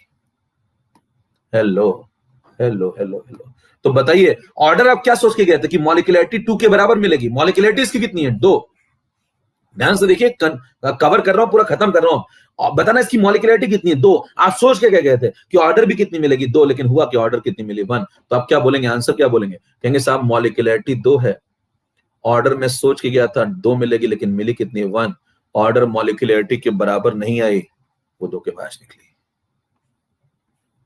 रिएक्शन के नाम बताइए क्या बोलेंगे? क्या इसको बाई मॉलिक्यूलर बोलेंगे? यस। क्या इसको फर्स्ट ऑर्डर बोलेंगे? यस। इसको सूडो रिएक्शन बोलेंगे? यस। नेक्स्ट इन्वेस्ट के आगे बात करूंगा। कितनों कंसेप्ट समझ में आ गया? कितनों कंसेप्ट समझ में आ गया अच्छे से? तोड़ डालिए। कंसेप्ट समझ में आ गया तो तोड़ डालिए। हाइड्रोलिसिस वर्ड लिखा है तो जनरली आप पानी को एक्सेस में मानेंगे। हाइड्रोलिसिस तभी हो पाती जब बहुत सारा पानी हो, इतना सारा नदी जैसा पानी और डुबकी मारेंगे तभी तो हाइड्रोलिसिस होगी। तो पानी खूब सारा लेंगे। तो देखिए आपने यहाँ पे मोल कितने लिए? 0.01 मोल, और इसके कितने लिए? 10 मोल। जरा मेरे को एक बात बताना, अगर मान लो इसके भी 0.01 ले लेता, इत्तेफाक से मान लीजिए, एक ए नाम का आदमी, एक बी नाम का आदमी है, तो अगर कोई हाइड्रोलिसिस वर्ड लिख रहा है तो आप जनरली मान के चलेंगे वो एक्सेस में है। लेकिन मान लीजिए अगर मैं दो सब्सटेंस मान के चलूं, ए और बी, तो अगर दोनों बराबर होंगे तो ये कंसेप्ट नहीं लगेगा। सूडो का कंसेप्ट तभी लगता है जब एक ज्यादा में हो और एक कम हो। सूडो का कंसेप्ट तभी लगता है जब एक व्यक्ति बहुत एक्सेस में हो, दूसरा उसके रिलेटिवली बहुत कम हो, तभी सूडो कंसेप्ट लगता है। धोखेबाज कोई तभी निकलता है जब आपने सोचा था वो तुम तो मेरे बराबर निकलोगी और वो कुछ और ही निकल गई। समझ पा रहे हैं? मैंने सोचा था तुम तो मेरे आसपास निकलोगी ना, मैं कम तो तुम भी कम, मैं ज्यादा तो तुम भी ज्यादा, लेकिन वो तो ज्यादा निकल गई, मैं कम रह गया। वो धोखेबाज निकली। कितनों को समझ में आ गया कंसेप्ट? सूडो का कंसेप्ट जिंदगी में तभी लगाइएगा साहब जब वो आपके एक्सपेक्टेशन से ज्यादा निकल जाए। नमस्कार, धन्यवाद। अगर आपको जोरदार सेशन लगा, अगले टर्न पे मैं ये सब निपटाते हुए आपको आरएनएस की तरफ ले जाऊंगा। अगले टर्न पे आरएनएस खत्म करेंगे। अभी थोड़ा सा काम बचा है, कर लेंगे अच्छे से जिससे पूरा कैंडिडेट्स खत्म हो जाए। एक लेक्चर 2 लेक्चर बाद केमिकल इक्विलिब्रियम स्टार्ट होगा। ठीक है, रिवाइज करते रहिए। ये प्रोफाइल अगर आपने नहीं फॉलो किया तो कर लीजिए, मोक्ष यहीं से मिलेगा, बाकी जिंदगी तो हर जगह कटती रहती है। नमस्कार, धन्यवाद। जो लोग नए आए थे फीडबैक में जरूर बताइएगा क्लास कैसी लगी आपको। हेड्स में आप लिखिएगा, कमेंट्स में लिखिएगा, हर जगह लिखिएगा।